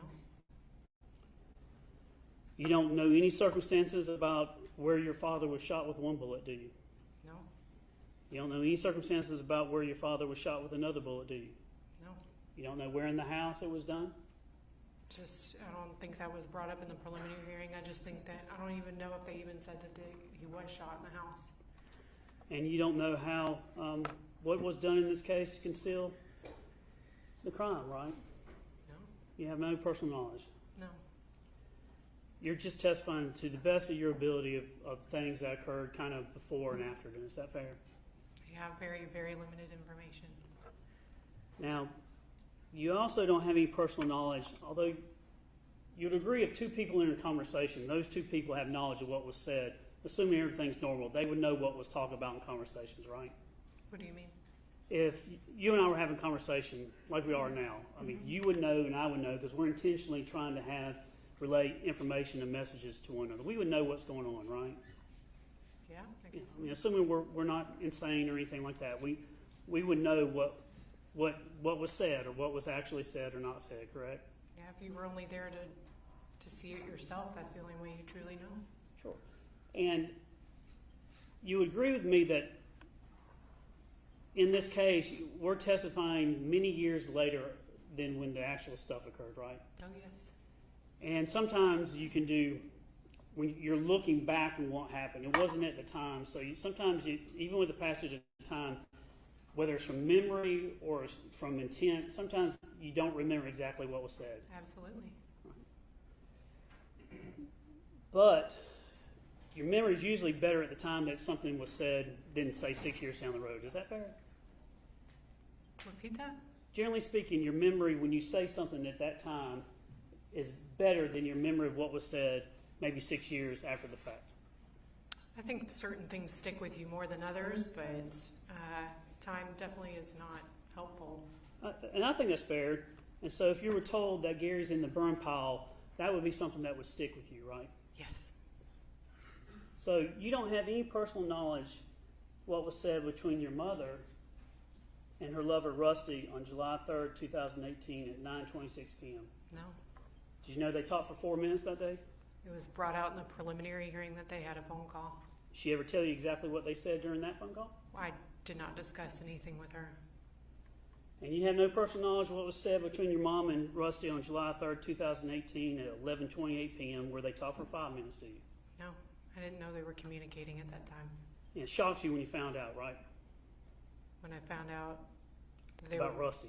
about Rusty, yes. That when I found out at the preliminary hearing that they had the relationship that they did, that was very shocking. Yeah, it shook your world, didn't it? Yes, but it wasn't the first time. On July 3rd, you have no personal knowledge of what was said between your mom and the defendant on your mom and Rusty on July 3rd, 2018 at 11:45 p.m. where they talked for an hour and 14 minutes, do you? No. You don't know what was said between your mom and Rusty on July 4th, 2018 at 2:20 a.m. where they talked for about 36 minutes, right? No, I don't. You do know that Rusty came back and, quote, recanted that statement in some way, right? They said that in the preliminary hearing, yes. But afterwards, your mother told you to go and talk to Rusty, didn't she? She had asked me to And y'all did talk to Rusty. when she was arrested. And y'all talked to him about that, right?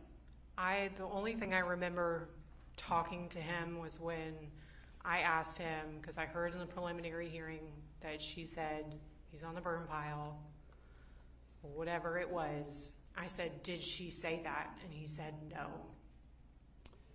And you have no idea what was said between your mom and Rusty since July 5th, 2018, even up to this day, right? No.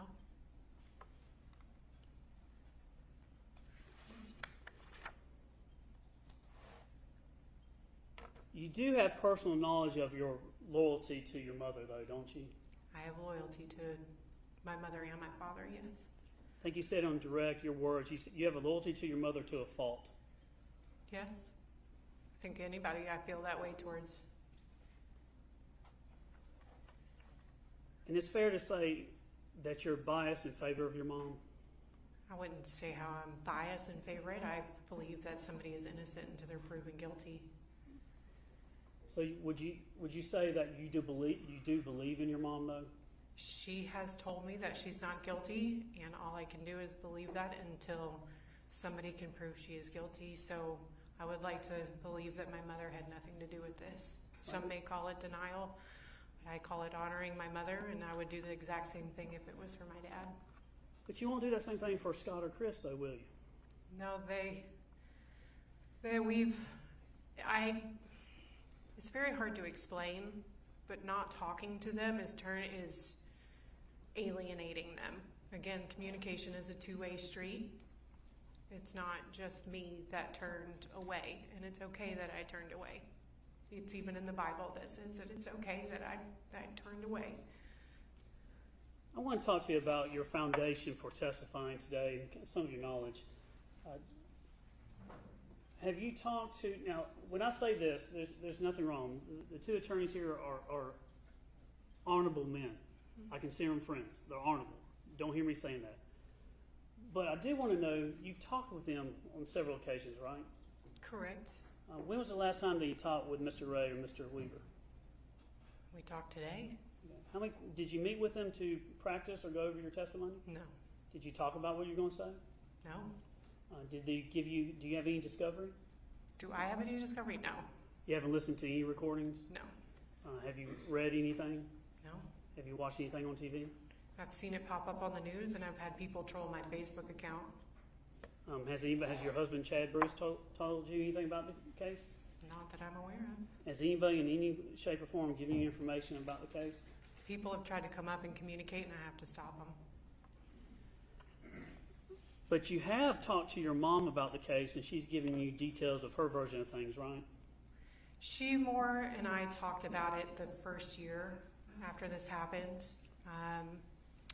When she was arrested, we had phone calls, and then it just got to a certain point. I had my son, and I didn't feel like talking about this anymore. And when she came to live with us, it was a rule that I set down, and I said, we are not going to discuss this because it was best for everybody, and it wasn't needed.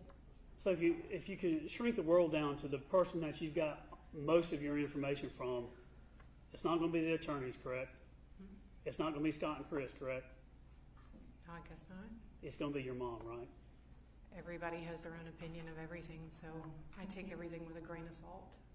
But my question is, it's going to be your mom, right? I guess since I've seen her the most, that would make the most plausible answer, I assume. So yes, it would be your mom. Yes.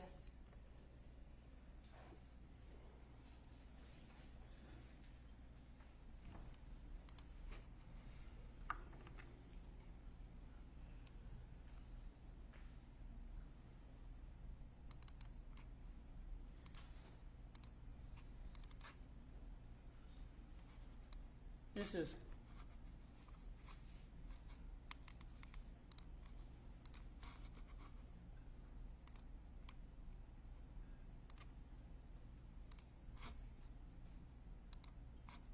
Payne 1. This was Emily's wedding, is that right? Yes. Now, these are better days here for the family, It was. and everybody's looking great, smiling, looking wonderful. It was a really good day. Would you like to be able to go back to those days? Yes.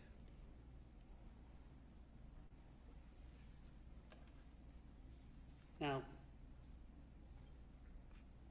I know a child cannot measure the love for their mother, but you do love your mom, right? And my dad, yes. And you are her child? Yes, You're her daughter? that is correct. You're her favorite daughter, aren't you? I wouldn't say that. You're her favorite child, aren't you? I wouldn't say that. Do you say that she has the same positive feelings towards the other three as she does to you as we sit here? I think my mother equally talked about us positively and negatively. You're the only child that's siding with her, though, correct? I'm the one that's choosing to believe that she's innocent until proven guilty. And it's your belief. I understand that. But again, my question is, you're the only one that's on her side or choosing to believe as you do, correct? I'm the only one choosing to believe in the justice system. And you're the only one that's had a continuing relationship with her since the murder of your father, right? Yes. In fact, at times you've not only been a daughter and a child of her, but you've been an advocate for her, right? I have been a support system Yep. in the sense of I had to be the strength when nobody else would be. And what I mean by that, there are times that she would call you from jail or contact you somehow when she's out, and she would ask you to go and talk to other people and do things, right? Correct. She would get you, whether it's with the house or meeting with the attorney, she wanted you to relay certain information. Is that fair? She wanted to, but sometimes I would, sometimes I wouldn't. A lot of times I would say yeah, and then I wouldn't do it. But times you would, right? Yes. And you haven't heard the jail calls that we have between you and her. You haven't seen that at trial, have you? No. So you don't know what has been said between you and her that the jury already knows about, right? No. I know it. Potentially, if I heard it, I would obviously, if it was a conversation between us. And you agree with me that your relationship with your brothers and sisters has soured since all this happened? Unfortunately. And it upsets you because they're not taking up for your mom, right? No, it upsets me because it shows how much that they love me. It has nothing to do with her. It has everything to do with I'm their sister, and they left me.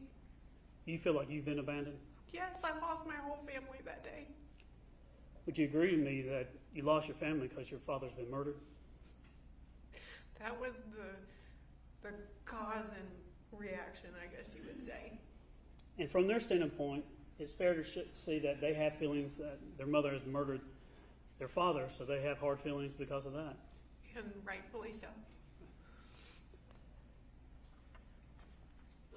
Now, you talking about, I was asking you earlier about your beliefs and your opinions on things, and you do give some information.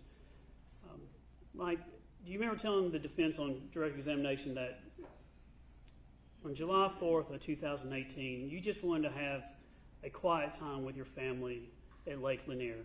Is that What I want every day of my life. And you talked about that's because there was drama with Chris and Jenna the year before, right? Correct. There's usually more to the story than just what one side brings out at times. Isn't that true? I could say that's true.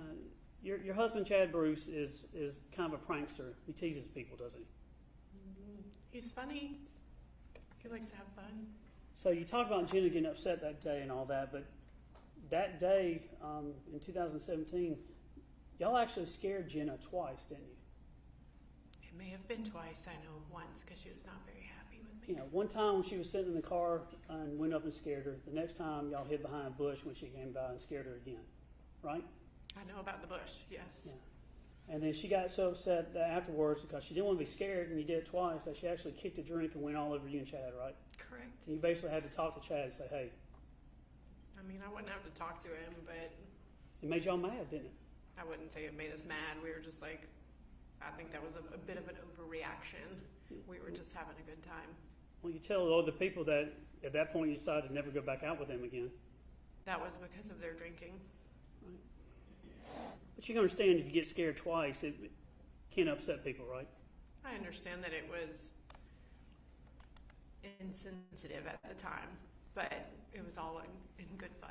Could be bullying. The girls were with us when we did that, I believe. I'm almost positive that they were with us. Right, well, it could be offensive or bullying somebody if you do it twice in one day, right? I think that's a bit much to say. They're my brother and my sister-in-law. I've known them forever. But that's how you felt about it, right? What do you mean? How you feel about the situation is kind of your beliefs, right? I guess you would say that. Yes, everybody has their own opinion. Now, through this, there's been times when you talked about, you had a lot of emotions earlier today. You were crying a lot, and it's tough for you, is it, to do this, isn't it? Yes, I wouldn't wish this on my worst enemy. This is the worst thing anybody could go through.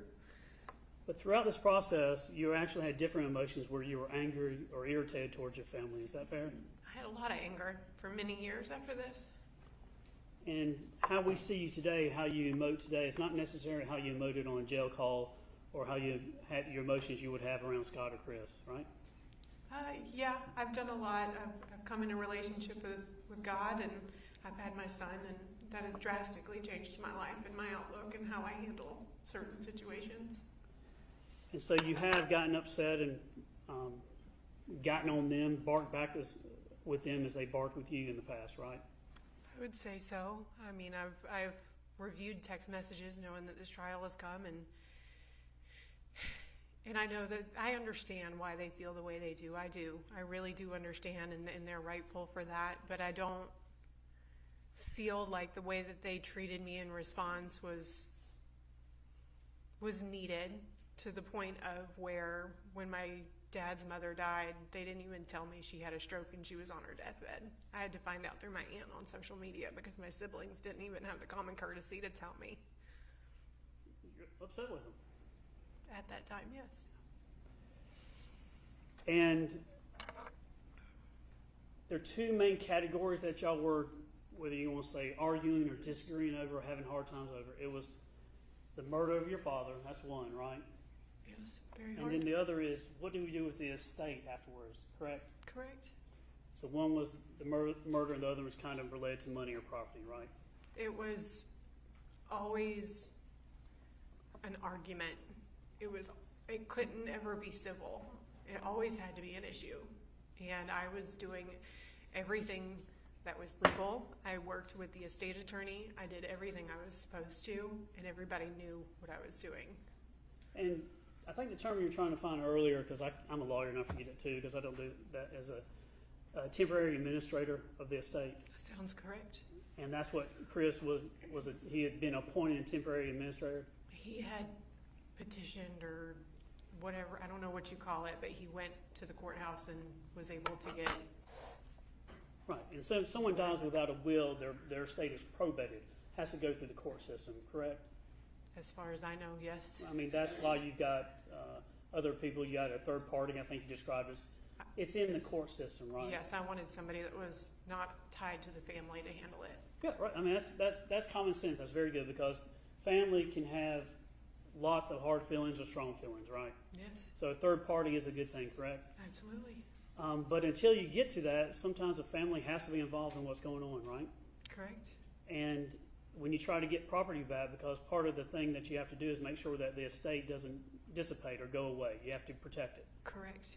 So your view may be, when it comes to getting things back like the Mercedes or something like that, you may disagree in how they're doing it, but you would agree that they would have a duty to try to make sure all property is accounted for, right? Absolutely. It just upset you that it was your brother at times and the way you did it. I was upset because I was having to pay car insurance, and then I had to drop car insurance on, I think, the Sequoia or something. But basically, he was taking his truck and the Sequoia and things like that. But it was always an argument, and I didn't want to be responsible for any of it anymore. You didn't ask for any of this, did you? God, No, you don't want this. No. no. You know, they say most divorces happen over money. You've heard that before? Yes. Money causes a lot of problems in many ways, right? But in your situation, you not only have money, but you have murder, right? I guess, yeah. I mean, you agree your father was murdered, right? Yes. Now, when your mom, at times, through years, she was living with you and Chad at one point? In the very beginning, yes, and then after she came home, yeah. Yeah, she would eat your food, use your resources, stay at your house, things like that? Stage my house. Stay. She would use your Oh, resources, stay. your food, money, She was electricity. 100% reliant on me. Now, do you know David and Alan? Yes. Do you see Alan here in court today? Yes. They're good friends, Of hers, yes. Yeah. And they've been helping her out during this time? I believe so, yes. Let me ask you some questions about your dad. As you look at the photograph, was this a happy day for everybody? It was. How much do you love your dad? My dad? He's the best thing that ever happened to me. I don't miss him. He was a great provider. Absolutely. He would take care of Chris. He took care of all of us. You, Scott, Emily, provided everything for y'all, right? Yes. And he gave money to them. Yes. and at times you understand that. Do you not, that his money, the money he earned, that's his money. You can also say it's her money too, but he's earned that money. You understand that that's his money. He can do whatever he wants with it. That's right. He can do whatever he wants. So if he wanted to treat one child different from another child, he could do that, right? That was his prerogative, yes. That was his prerogative. If he wanted to give money to Chris, even when Chris is not doing what he should be doing in your eyes, he could still do that, right? It was his money. Yeah, if he wanted Scott to live in the land and just kind of freeload for a while until he gets his feet, if it was beneficial for him, he could do that, right? That's what he chose to do. If he wanted to give Emily money for something, give her a loan or whatever it was, it's his money. He could do that, right? All you had to do was ask. But there are many times that you would disagree with that and voice your disagreement to other people, right? Repeat that? You would have your own opinions at times that you didn't like that. He told me he was very upset. He made it clear that he did not necessarily like giving out money. He told me that directly. My question is that you would voice to other people throughout this process that you didn't think it was fair, or you didn't like how Chris or Scott or Emily were getting money from your dad. You didn't like that, did you? I think they needed to grow up and stop asking their dad for money. And you made it known to many people that that's how you felt, right? I guess. Your dad gave you, I think, 2 cars. Is that right? We all got a new vehicle when we got our driver's license. Pay for your college when you went? Yep. Pay for your apartment? At college, yes. Gave you $8,000 for the venue for your wedding? I think it was 6, maybe 8. 6,000? I don't know, something like that. It was just the deposit. Well, it didn't give me the money, but he paid for it. Do you know how much you paid overall for your wedding? I didn't get to have a wedding, so just the deposit on Foxhall. You didn't have a wedding? I had a wedding, but Chad and I fully funded it. And did you know that your mother, do you know if your mother ever asked Emily back for the loan? That She your had dad said gave her? something about Emily having a loan. Did you know that, do you know whether or not your mother, after the death of your dad, went to Emily and said, I need that money back?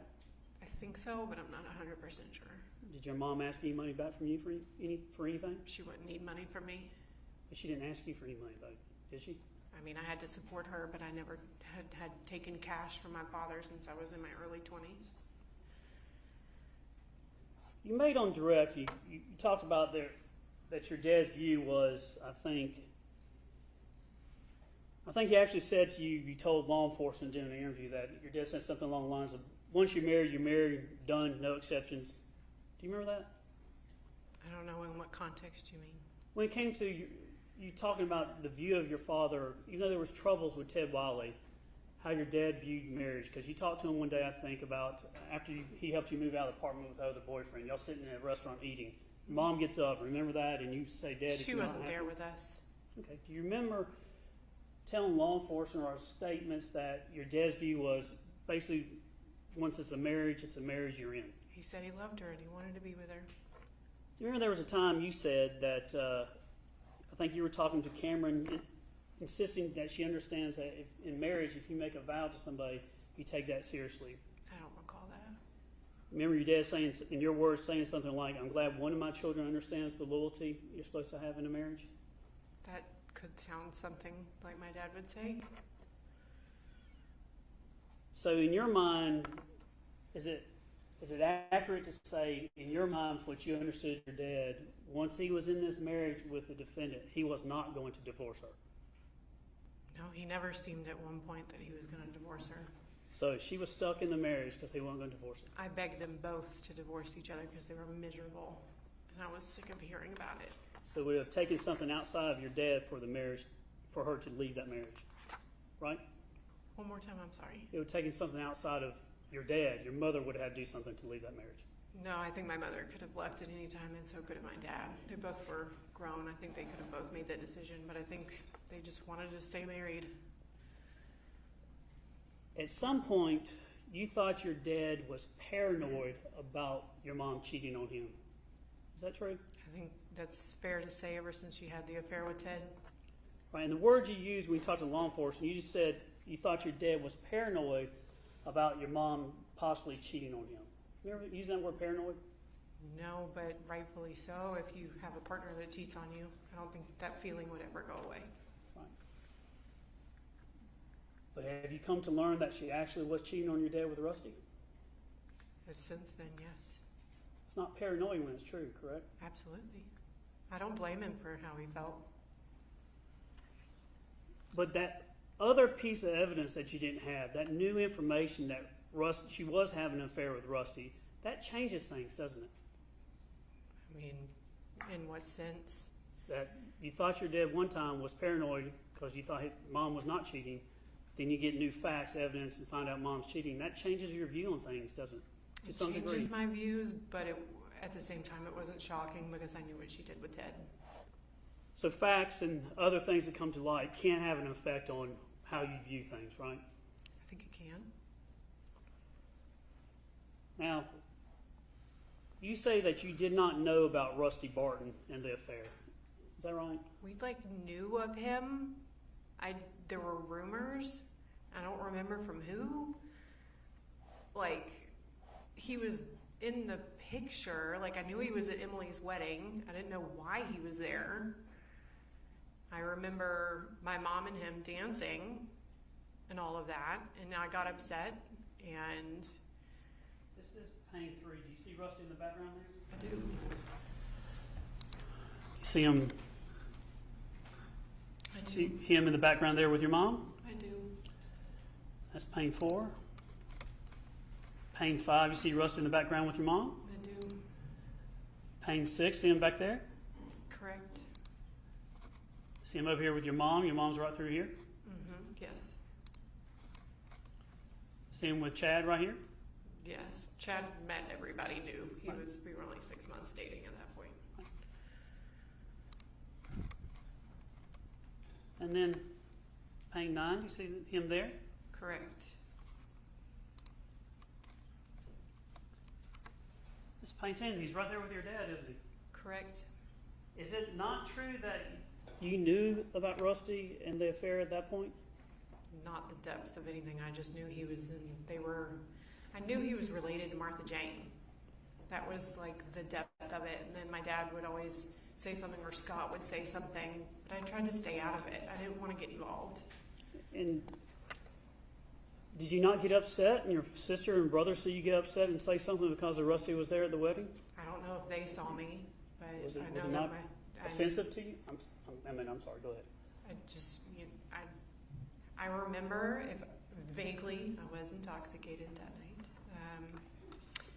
but I remember he was there, and I don't condone that kind of behavior. I don't. So I can see where I would have gotten upset. It's just a situation where you see something like that, you just purposely just almost have ignorance, almost just saying, I don't want to see what's happening. Partially of that, and I knew my dad knew he was there. If my dad accepted it, then I followed my dad's lead. And you don't know, or do you know how your dad has told other people how he felt, how that affected him? You have any idea what he said? Or text or anything? No, I didn't after Ted, I told him, and the offensive pictures he sent me and the way he involved me with that, I made it very clear I didn't want to be involved. So why did you tell law enforcement on July that you didn't know anything about the Rusty Barton affair? In July, 2018. because I didn't know the depths of anything. But this was 2016. Honestly, I wouldn't have, I knew he was there, but I didn't know, I thought he was related to Martha Jane. And then I just saw the way that they were interacting, and that wasn't normal. You have learned some new information in this case, but I want to know, in the beginning, you just thought that your dad had heat stroke or something and had maybe passed out on the property on July. Anything could have been possible. But that's what you were thinking. Maybe he had heat stroke or something, right? Yeah. And then when his remains were found in the burn pile, you were not thinking murder or anything, thinking maybe he just had a medical episode and fell in, correct? Correct. You told law enforcement, I just don't know. You were you just didn't know what happened, right? I was in shock. Yeah, in shock. You were able to talk to, I think, Sergeant Hands and then Detective Hayes. I don't remember talking to Hands. All I remember was talking to Hayes. And again, Hayes could have told me. I don't remember anything. Right. And sometimes when we have something in our evidence called excited utterance. Sometimes when you're in shock or under the stress, you don't have time to come up with clever things or things. You just come off and just state what's in your heart, right? I would assume. So in many ways, being under stress or being under that excitement, you just say what is really there, right? I guess.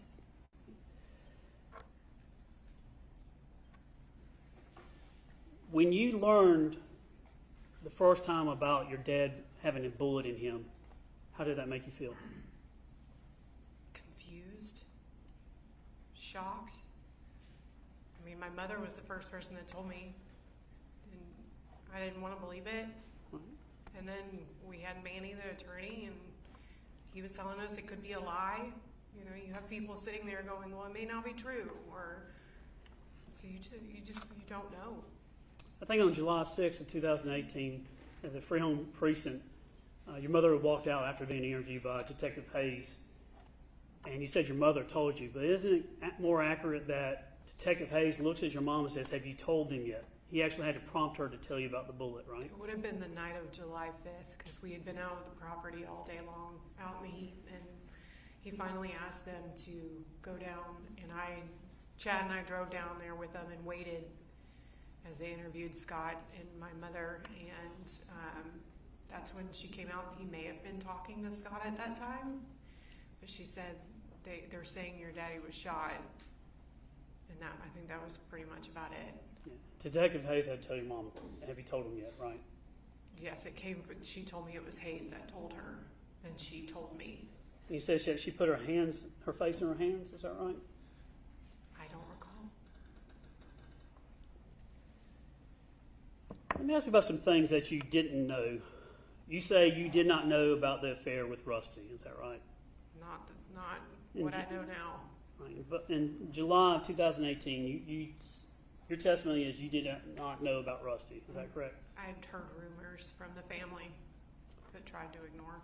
You didn't know about your mother's second or burner phone? Scott had always been saying that she had a second phone. I never asked her about it. I didn't want to get involved. Are you familiar with the last four digits of a phone number 1987 that your mother had? No, 9029 was the only one I had. Okay. Do you know today, whether or not your mother had a burner phone or another phone? I purchased a phone for her right after all this happened because I needed a way to communicate to her, and then I bought another one probably in 2020. Okay. But do you know about a phone number she had that ended in 1987 that she used to talk exclusively with Rusty? No. So you don't know about that? Only from Scott going and saying that he saw her with two phones. That's all I knew. And those two phones would have been before the phones that you got here, right? Correct. Do you know about your mom meeting Rusty almost weekly at times in Dalton? Not until a preliminary hearing. But you didn't know about that before? No, right? sir. So before you knew about that, you believed your mother that she had not committed this crime, right? Before that, I believe she didn't commit the crime? Right. That is correct. And even knowing about the burner phone and the affairs with Rusty and in the burn pile, you still believe your mother hasn't committed this murder, right? She told me she didn't do it, and she's never given me any reason to believe otherwise. All right, let's talk about things to believe otherwise.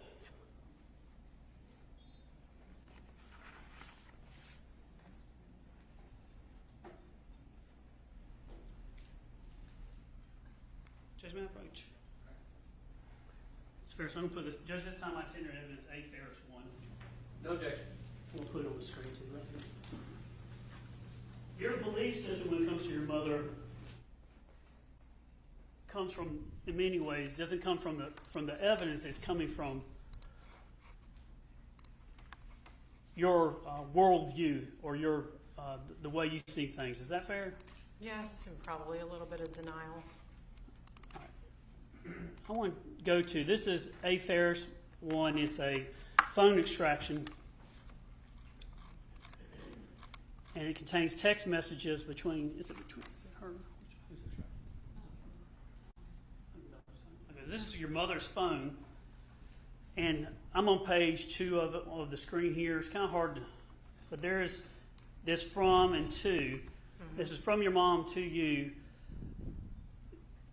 Did you know about your mother going to Jamaica with Rusty? No. In September the 3rd of 2017, did you have any idea that she had gone on to, I think, had something to do with hedonism or hedonistic or something like that, a resort in Jamaica? No.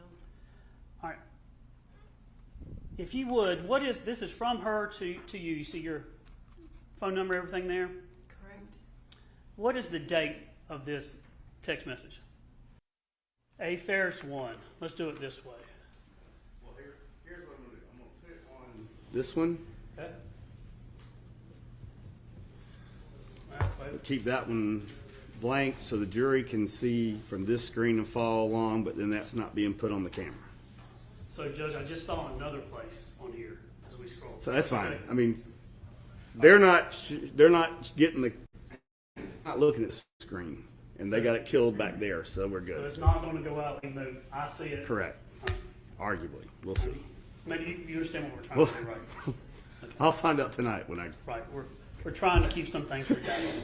So my understanding, Judge, is her phone number, Right. other information is not going to go on the internet. That's what we're hoping to try All to right. do. All right, go ahead. Let's do this. Getting back,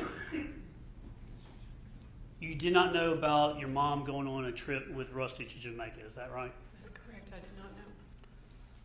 On September 3rd, 2017 at 9:10 a.m., your mother sends you this text message. Can you just read out loud for us the body of the text message? Sherry has talked me into going with her to Minnesota. Leaving this afternoon, be back by next weekend. That's her home, family there, cabin in the woods. Call you in a bit. You responded on 9/3/2017 at 9:10 a.m. saying, walking into Cracker Barrel now. Is that right? Correct. Tell her, respond again, leaving phone in the car. Is that right? That was me or her. I don't know. Sure. Okay.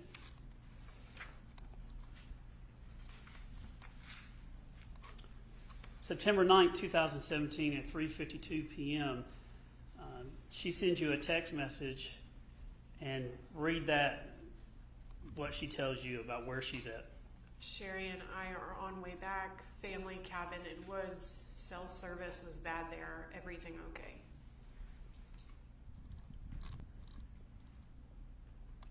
September 9th, 2017, 4:05 p.m., you text her. What do you say? Yeah, I tried calling you a couple of times. I got Emily's baby shower invitation. Otherwise, everything's same as usual. Did you have fun?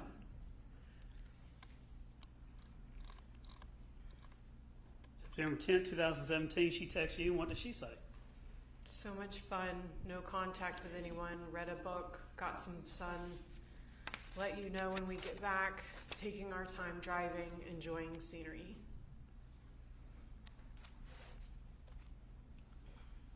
You knew where she was in the sense of being in Minnesota based on what she tells you. Is that right? Yeah, I don't remember these text messages, but I took her word for it. You've taken her word on a lot of things, haven't you? That's all you can do with people, I guess.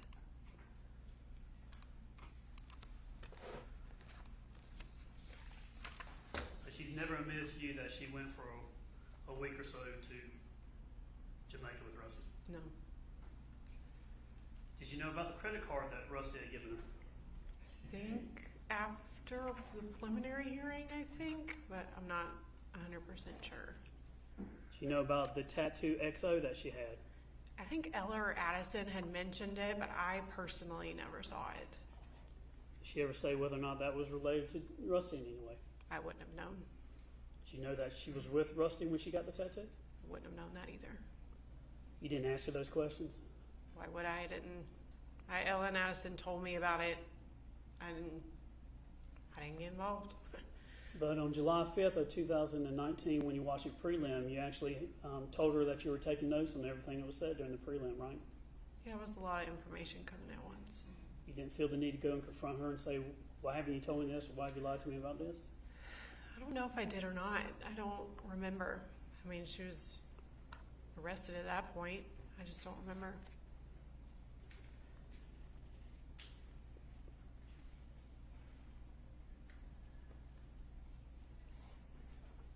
Did you know about her vanishing at times after the murder of your father and going up and seeing Rusty? There was one time that she had left.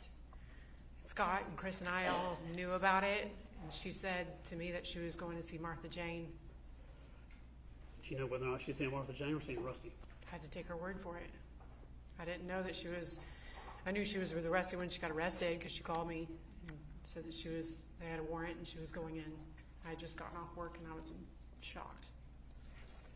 When it comes to what you believe and don't believe, we know that you believe your mom is what you testified to, but you don't really believe what your other family members were telling you, right? No, I believe I think we all have our own opinions, and I think that they deserve to have their own opinion. I never asked them to, from what I recall, to believe her. I just said to give her the benefit of the doubt and let the justice system, let the investigators do their job.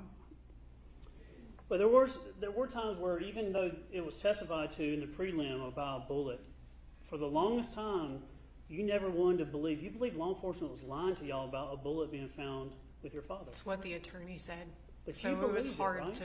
I wouldn't say I didn't know what to believe. Well, you didn't come out and say, I do believe it. You were saying people, you weren't certain of that, right? I didn't know what was true.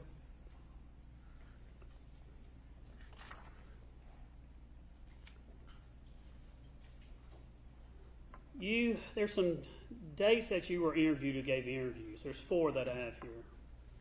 Do you remember giving an interview on Thursday, July 5th of 2018, about 23 minutes with Detective Hayes? Was July 5th? Mm-hmm. The day your father was found Yeah. at the scene. I was standing at the fence, and I think he was recording me on like a tape recorder or something, I think.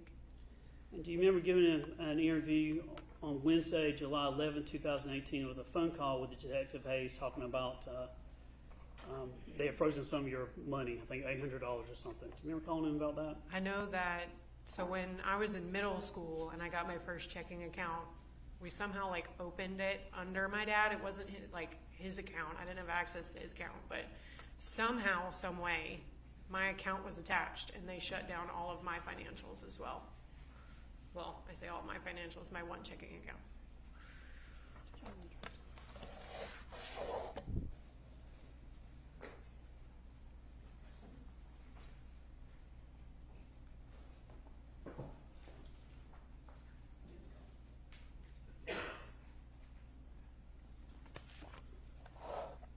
And then the third interview, Thursday, November 15th, 2018, about 14 minutes long. He actually returned a phone call to Detective Hayes about some air being deflated in y'all's car. I don't know if I talked to Hayes about it, but my tires went flat on the left side of my car in my driveway. And then there was a final interview that I have Friday, April the 24th of 2020. It was about 4 hours long. You went and spoke with ADA Zach Smith. Yeah, I spoke to Zach. And you went and talked to him, is that right? Yeah, Zach was a nice guy. He approached me after being here one day. I don't know if it was the preliminary or something, and he kindly asked me, because I was a little upset that nobody wanted to talk to me. I'm like, it made no sense to me that I wasn't talked to, and I was like, you know what, since he asked so nicely, and I think it was a couple of times, and I was like, okay, I'll sit down and talk to you. And we had a good conversation. He was a very nice man. I think one of the detectives was there as well. I'm going to go through, I got some questions about the first interview.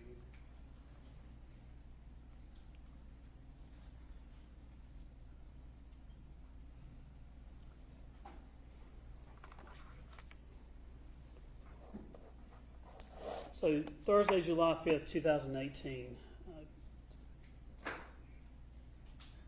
Do you remember you staying that So that was Thursday, but stating that the night before, your mother called you and said that she was going to the barn to let the goats out or put the goats up or do whatever they do. Do you remember that? I don't recall.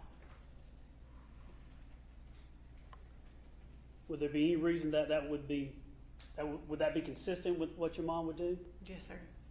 It would be? Yes, sir. Yeah, so she would know and go let the goats out and do stuff like that. Yeah, especially if Scott wasn't there.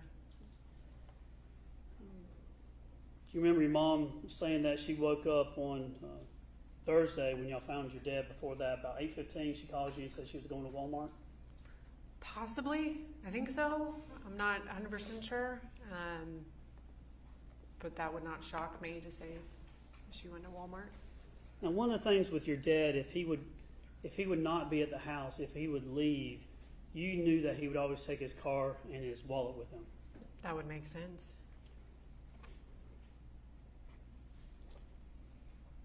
And on the 5th, when law enforcement was there, you described that you, once the remains were found, you kind of went into full panic mode. Yes. So what happened? I went into shock. Do you remember your mother telling you that your dad was burning stuff on the burn pile on Tuesday? That was, yes, because Chris was dropping off Addison or went up there for something and said he was burning shrubbery and things like that.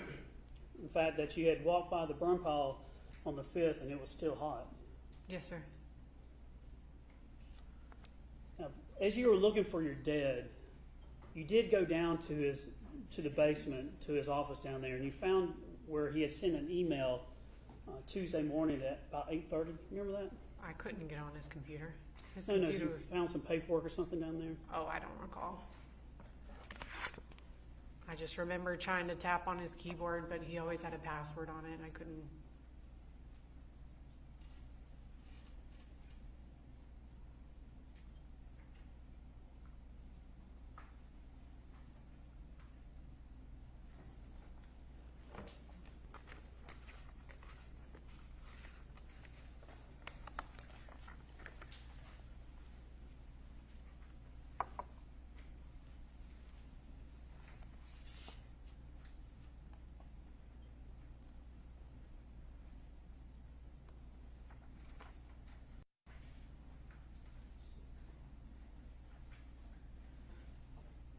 Refresh your memory just to look at something and see if you can remember.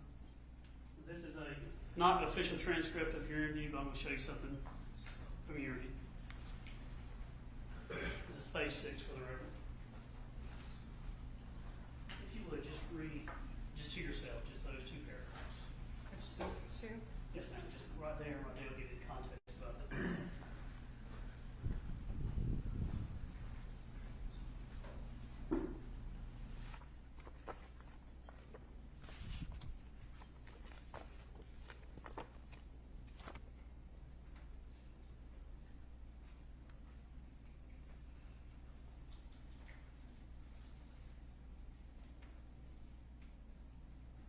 Okay. Do you remember now going down to his office and finding an email? No.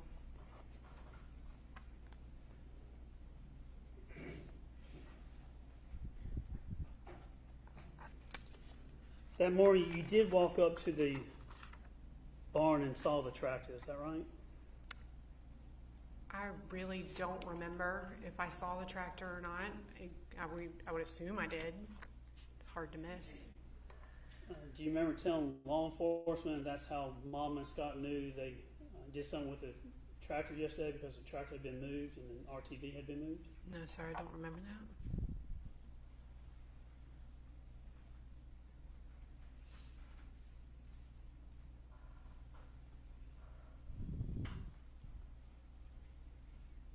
You still have that same piece of paper there in front of you? Yes, sir. Look at the paragraph that says, I was like, well, just read that one to yourself. No. Uh-huh.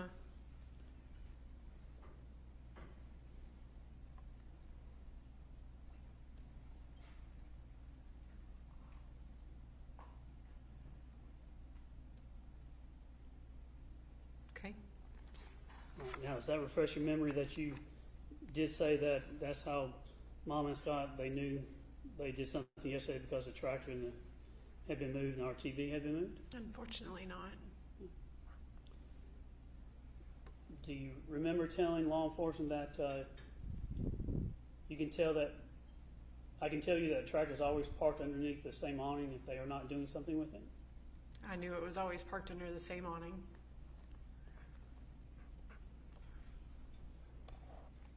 So that tractor, as far as you knew, if it was not being done, it would be parked under that awning and not out as it was that day on the 5th. That's where it was normally parked, but I don't know if they were doing something. It could have been very well left out. I wasn't involved in their day-to-day farming activities.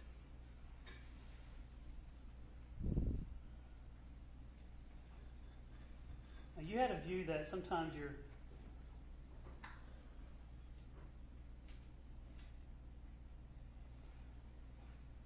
is it not true that sometimes you felt like that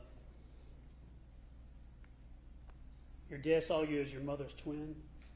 She said he would say like you kind of you're I don't know how because I don't see it, but I think that maybe that might have something. He may have said something like that. And you told law enforcement that thought maybe your dad had a view as trying to get his money. I don't about me trying to get his money. That your dad thought you were your mother's twin, maybe trying to get his money.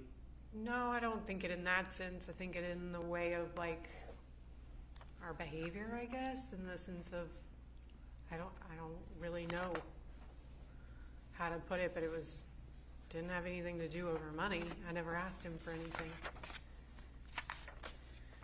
except for my wedding, but he gave me permission for that. Would it help to refresh your memory? See if it would help to look at another thing. Sure. This is page 9 for the record. Just read that to yourself, that top paragraph.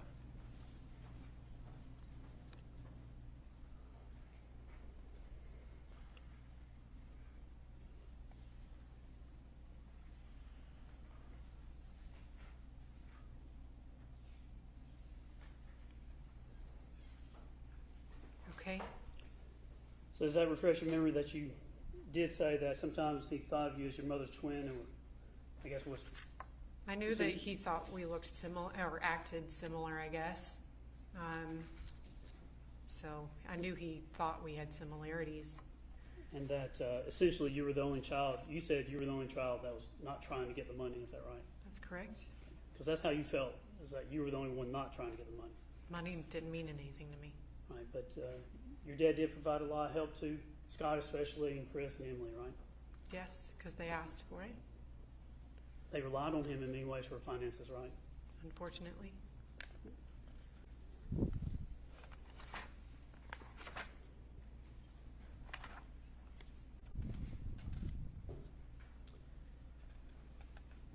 And your dad, when Chad went, he asked your mom and dad for your hand in marriage and went to him and asked him to be married, right? He did. That was a happy time for you. It was. Yeah, your dad was happy, wasn't Yes. he? Yeah. He was happy that Chad was coming to you. Good Chad's a good man, yeah. Yeah, and Chad would kind of joke around and kid with your dad because your dad smoked cigarettes and he vaped, so they'd kind of hang out. Yeah. And your husband Chad is he's a big guy, right? I'm not as big as my brothers and my dad, Yeah. but he's He's a tough guy. 6'1". Yeah, he's a tough guy, isn't he? He's an alpha male. Yeah, he is. And he's loyal to you, isn't he? Yes, he is. And loves you to death. I hope so. Loved your dad. Yes. Tried to hang out with him. Yes. And in fact, it hurt you when your dad approached you and thought that maybe Chad was doing something with Melody. Correct. That really made you angry. Yes. But he did come to you and say something to you about that. He didn't called me, and then when I immediately told him that there was no way that could possibly be true, and he was like, "I'm sorry, baby. I'm sorry. I'm sorry," because they would work him up, and then I would talk to him, and he'd be like, "I'm sorry," and we were fine after that. Right. And your husband, now fiance, back in 2018, had a very close relationship with your mom. My husband had a normal mother-in-law, father-in-law relationship. He has a very strong sense of family and being with those that you love. And I think that's why I tried to spend so much time with him in the year leading up to this, is because I really wanted to kindle what relationship I could with my parents. Well, it was attractive what Chad, how he felt about family, right? He's a good family man. But he would talk to your mom and text almost every day. I wouldn't say every day, but I mean, they had a friend. I talked to my mom every day, so it was about the same as me, I guess. But he would talk or communicate very often with your mom. I don't know as very often would be, but I mean, they weren't strangers. I mean, they're friends. I guess you could say that. Enjoyed doing stuff together? Only if I was there. What do you mean by? No, I mean with you. He was not opposed to your mom. Yeah, I mean, it was, me and Chad, and then it was hanging out with my family. So he was very cordial, very polite. Gets along with your mom. Yeah. Not he against didn't your want to try to start turmoil or anything. He's not against your mom even today, right? No. But Scott opposed the marriage a little bit. When he went and asked, Scott was like, nah, I don't think this is right. It's too soon. That's what I heard. That didn't make you feel good either, did it? It's typical Scott. One of the things you're talking about law enforcement is that on July 4th, Emily sent out a group text to everybody, including your dad. Do you remember that? On July 4th, we were at Lake Lanier, and I don't know who. I know Emily was in it, and I know I was in it, because she sent a picture of Olivia, and I sent back a picture of Chad and I at Lake Lanier Islands. About 2 o'clock in the afternoon, Emily sent out a group text saying Olivia misses everybody or something, says hey or something like that, I believe right? so. And you thought that was odd because your dad, you said she always sends it out, but he never answered back, and he always answers back, always. Your dad would always answer those group texts. Unless he was busy doing something, but yeah. I mean, you use the word always several times. That's just what your dad would do. He would respond to the group text with Emily. I don't think he would ignore anybody's text messages, but And you thought that was strange that he hadn't at that time. not at that time, no. But looking back now, Looking back on it, yes, but there's been moments in our text messages where I would say something and he wouldn't reply back, and he would text me and I wouldn't reply back. and then when you were talking to Higgs, you talked about that your mother, the issue of his wallet came up, and she said his wallet was in the car. You said your mother said that the wallet was in the car. Do you remember that? I think she said it was in the car. I just remember that at some point, I think she came out with it. It showed up. And you talked about your dad was a workaholic. He loved to work. Yes. And he would be working even all the time. Yes.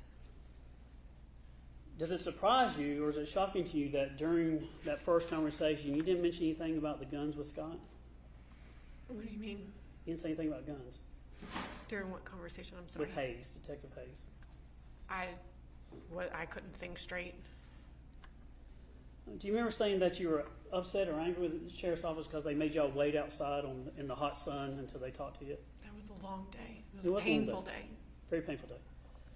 And they were just trying to figure out what was happening with your dad. So it's a process, right? As the years have gone, I understand that they had a job to do, and their feelings about our emotions were not at the top of their list. And from that very first day, you were frustrated with law enforcement, how long they were taking, what they were doing, how they were talking to your mom and things like that. You were just frustrated and irritated with law enforcement. I think it was a natural sense of being upset with the situation. I think I was angry for many years.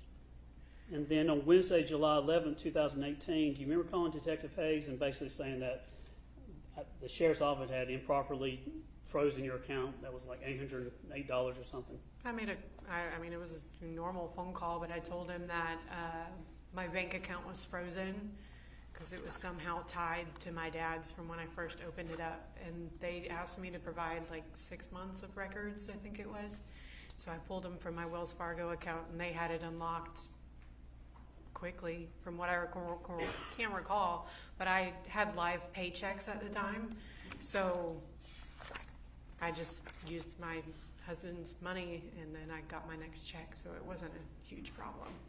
And then in November 15, 2018, you actually had an incident where someone came up and deflated the tires at your residence in Hall County. Don't give us your address, but it was in Hall County at the time. Correct. And you get in touch with Hall County and try to make a report, right? I think I called 911 because my mother said that she saw somebody running away from the property, I believe. Right. And your mom said it was a Hispanic male, correct? I believe so, in like a gray shirt or something. Right. A gray car maybe, and she had seen him possibly. I don't know if he had a car, but he was just running.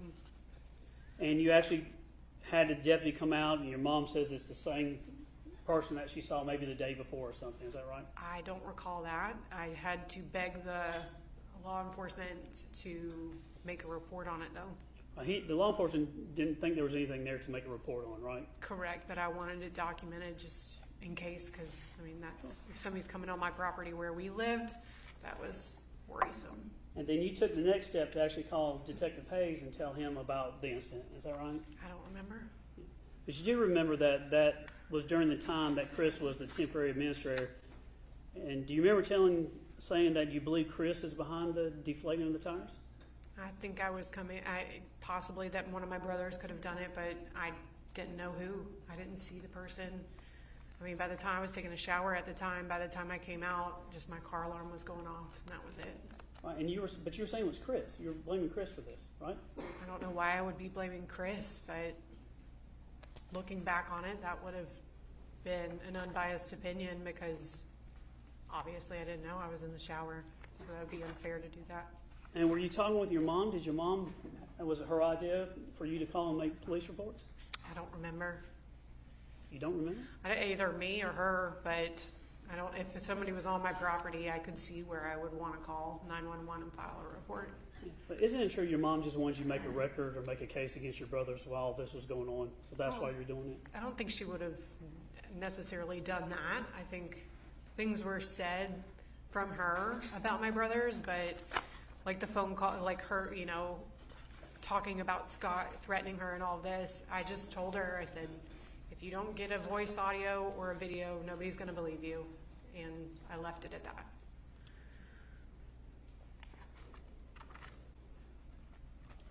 You haven't heard the jail calls that we've had between you and your mother, have you? No. Do you remember on June 25th, 2019, having a phone call with her where you talked about writing everything down for the attorney? Do you remember talking to her about pertaining to what? Just writing things down to give to the attorney. Which attorney? The estate attorney?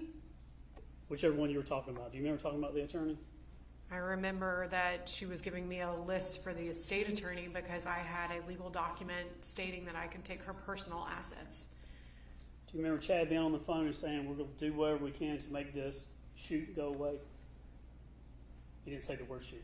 Make this go away. I was like, that's something weird. I mean, we were just trying to be positive, and it was a hard time. We were having to go through my parents' house. And do you remember saying it's all about the money, money, money, money? Everything seemed about money all the time. And you wanted to make sure that the attorney had all the things he possibly could have? It was the attorney's responsibility to protect the assets. And do you remember the conversation there about whether or not Rusty is keeping a check on Chris on Facebook? No. Do you remember on June 26th of 2019, another phone call talking about, did Rusty give you a list of things to get out of the house? I don't recall that. My mother said many things on phone calls, but she gave me a list, and I knew what to get. But you don't deny that around this time you were talking to Rusty on behalf of your mom? I really don't recall. There was times that she was like, reach out to him, and I did not do it. I didn't want to talk to him. Do you remember your mom in a phone call on September 6, 2007 saying, does Michael understand the severity of Chris and Scott? No. But that sounds like something she would say. She was very concerned about Chris and Scott. How about that we enlightened them? We got the majority of key facts. I got all that to them. Do you remember that conversation all about getting information to the attorneys about Chris and Scott? No, I assumed that she would have told everything, and I've always been very open and honest about situations with my brothers.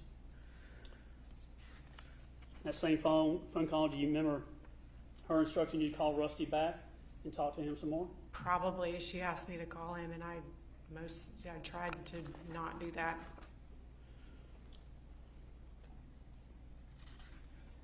On July 5th of 2019, after the prelim and facts came out in the hearing that you didn't know about, you called your mom and talked to her, didn't you? I would assume so. Do you remember telling you or saying, "Let me caution you not to say anything on this phone call"? I said that or she said that? She. I would imagine so. I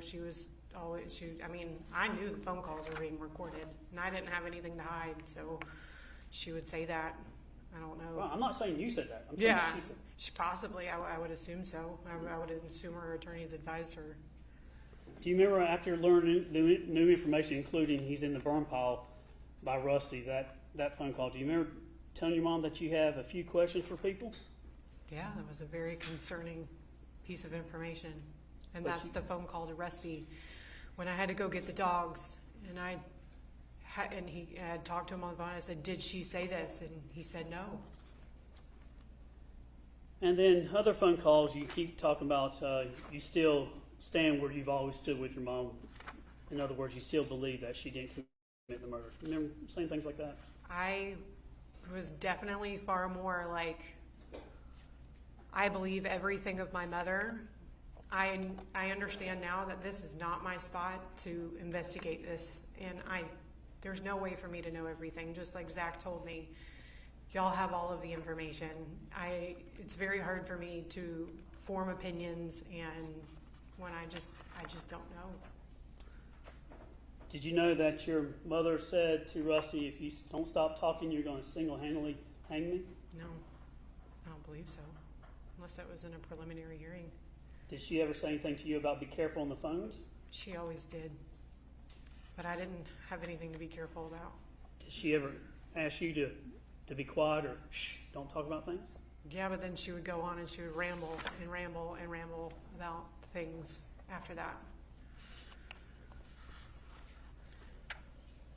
You agree with me that this whole ordeal is just awful for you, right? Traumatizing. And it does upset you, doesn't it? Very much. And you have strong feelings both directions in this case. Is that fair? I stand right in the middle, and I pray y'all can do your job and figure out what happened. And you just want the facts, the jury to hear all the facts and make their decision based on the facts and the truth in this case? Absolutely. You agree with me that you do have an interest in the outcome of this case, though, right? How would I have an interest? I mean, your mother, you don't want anything to happen to your mother, right? I would hate to see her go to jail, prison. Nobody wants to see their mother in that situation. But if she had something to do with this, then that's where people go who have done things like that. You agree that we have to, in cases like this, we really have to put the emotion aside and just follow the evidence? And that's why I cannot do your job. Would you agree, though, that when you're following the evidence, you have to include and consider everything, including things like the motive, if someone has a motive? I guess, but I think it would fall down to opinion, possibly. You agree, though, motive is what prompts the heart to do something, though, right? I guess so. If you don't have a moral compass or a sense of a relationship with God, then I guess so. You'd have to consider the means, the ability to do this, right? Repeat that? You'd have to consider the fact someone's means or ability to do this crime, right? Yeah, I guess you would boil it down to sheer physics of it all. Yeah, when you boil it down, you have to consider who had the opportunity, who was there at the time that this took place. Yes. You can't just say Scott did it, Chris did it, she did it. I mean, that's kind of inconsistent. That's kind of like throwing spaghetti against the wall. You just have to boil it down to what the evidence speaks of, right? That's correct. You also have to consider who was present on the property in July 3rd at the time that the murder took place. Who was there and who was not there, right? I would assume so. You'd have to also consider phone records in this case, wouldn't you? All evidence is evidence. And you don't know those phone records, do you? No.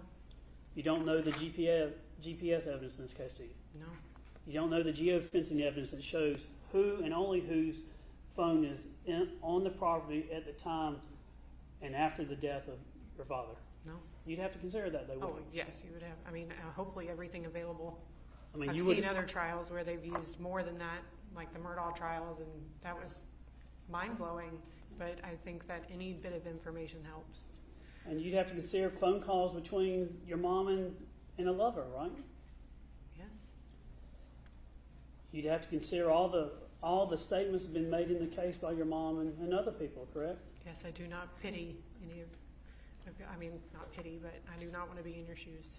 I mean, you'd have to consider, even if you rejected it, and even if she says, I didn't say that, or she didn't say that, you still have to consider Rusty's statement that she told me he's in the burn pile. You'd have to consider it, wouldn't you? And you have to consider everything, I guess. And part of that is you'd have to consider the context that when he made that statement about he's in the burn pile, the rest of the statement that I said, do not say another word and do not tell me anything, I do not need to know, that is attached to the statement. You'd have to consider it in totality, wouldn't you? I would assume so. Right, so if the statement was tried to be explained later on, like he just overheard something being said with Martha Jane, you still have to consider, why would you say don't tell me anything else? Because it comes down to credibility in many ways, doesn't it? You have to consider everything.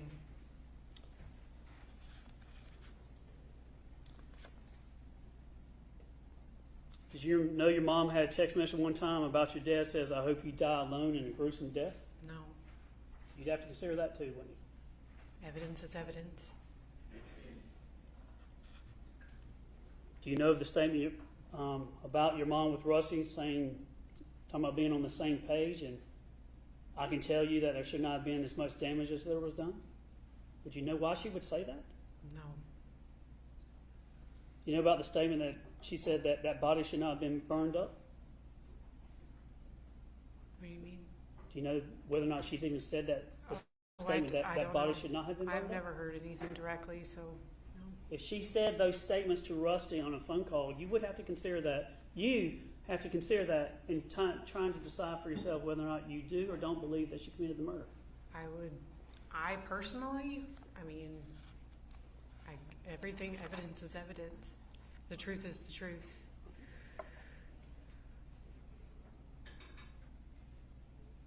If someone intentionally commits a murder and burns a body, and they're not crazy, they would be conscious of what they did, right? I would assume so.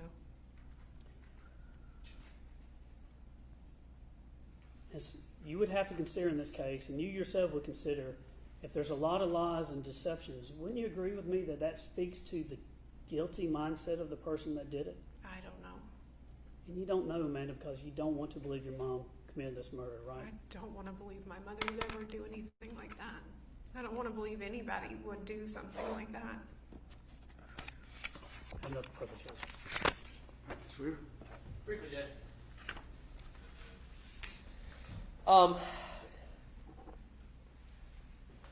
Your mother and Chad did not have an affair. No. And you said something to the effect of they would work him up. Was that Chris? My brothers would always try to stir stuff up. So that's where that idea came from. Yes.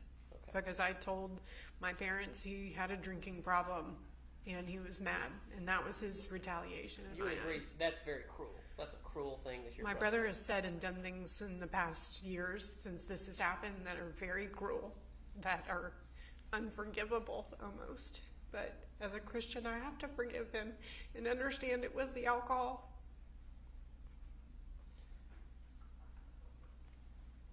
Your mother has lived with you now for about 4 years.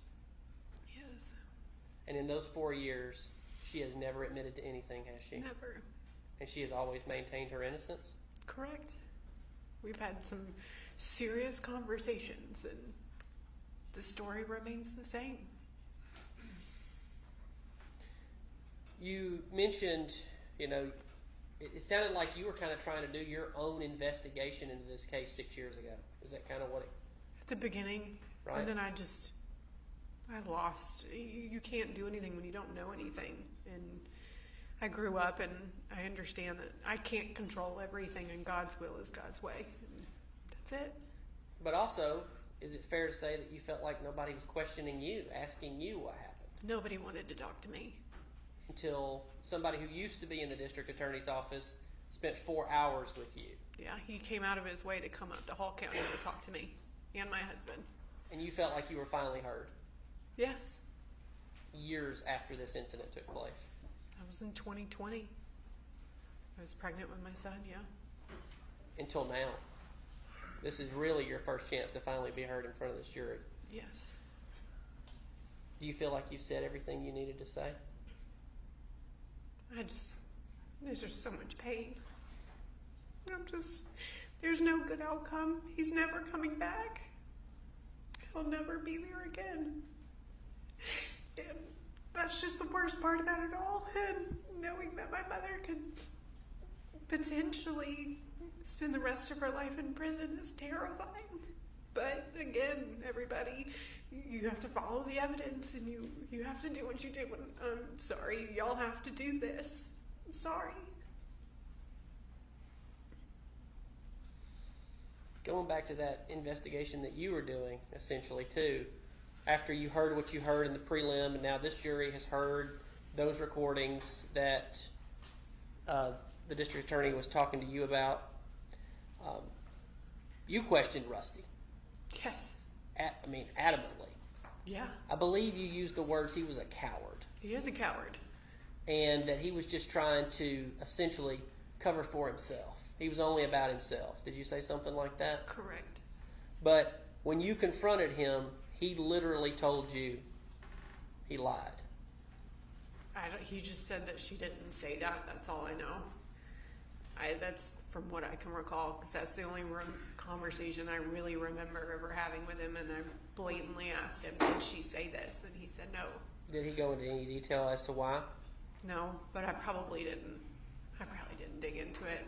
I have a terrible way of not being involved. Okay. The statement, Mr. Fogus read off to you a number of statements and things that have been presented in this trial, but I just want to get to this one and see if you knew anything about it, which he had kind of his own investigators that went out to the house, right? Were you there for any of that? I was. All right, so this statement, I think he ran out something about her talking to Rusty about the body wasn't meant to be burned that bad, but there were fire investigators that y'all had hired to go out to the property. Manny had hired somebody to go out there. And that information came from that investigator. Were you around for that? I don't know if I ever heard any of the outcome of it. I just knew that he had hired certain people to go out there, but I don't know how far it went because he only had received so much money and we couldn't afford to pay him. Okay. Before I said, is there anything else you want to say to this jury? I'm sorry that you have to be here. I'm sorry I have to be here and everybody in this room. But it's just, if I can say anything at all and what this has taught me is that lean into God and He will take care of you and give you peace and calm in the storm and just give you a sense of hope. And I don't know, it's hard to find anything. I hope the truth comes out, and it's going to be painful no matter what happens, because at the end of the day, my daddy's gone, and I miss him. Thank you, Amanda. Thank you. All right, thank you, ma'am. You can sit there.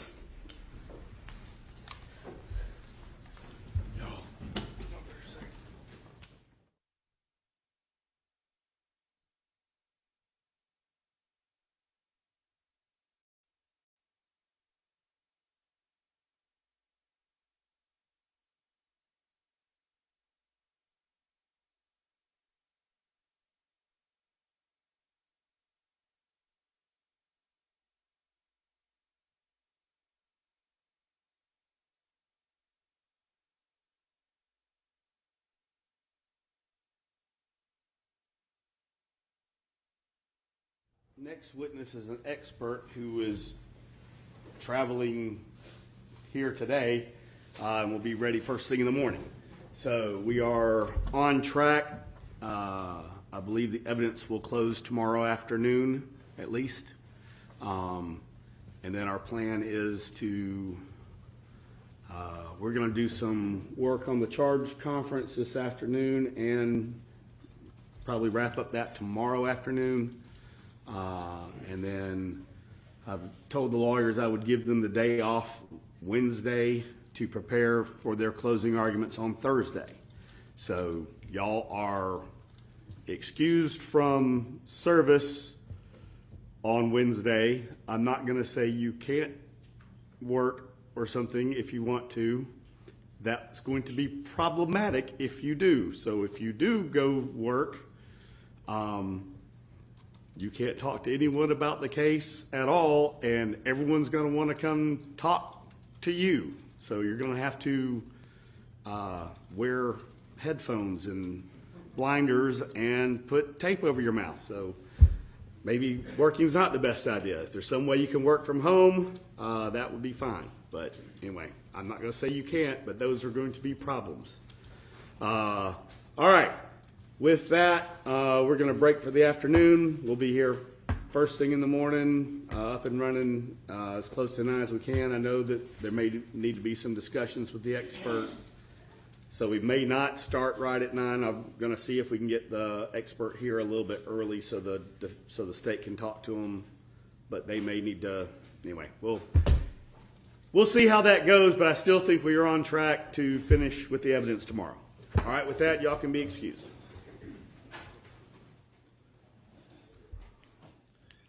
All right, and then we'll take a 15-minute break, or let's take 20 and come back at 3:15, and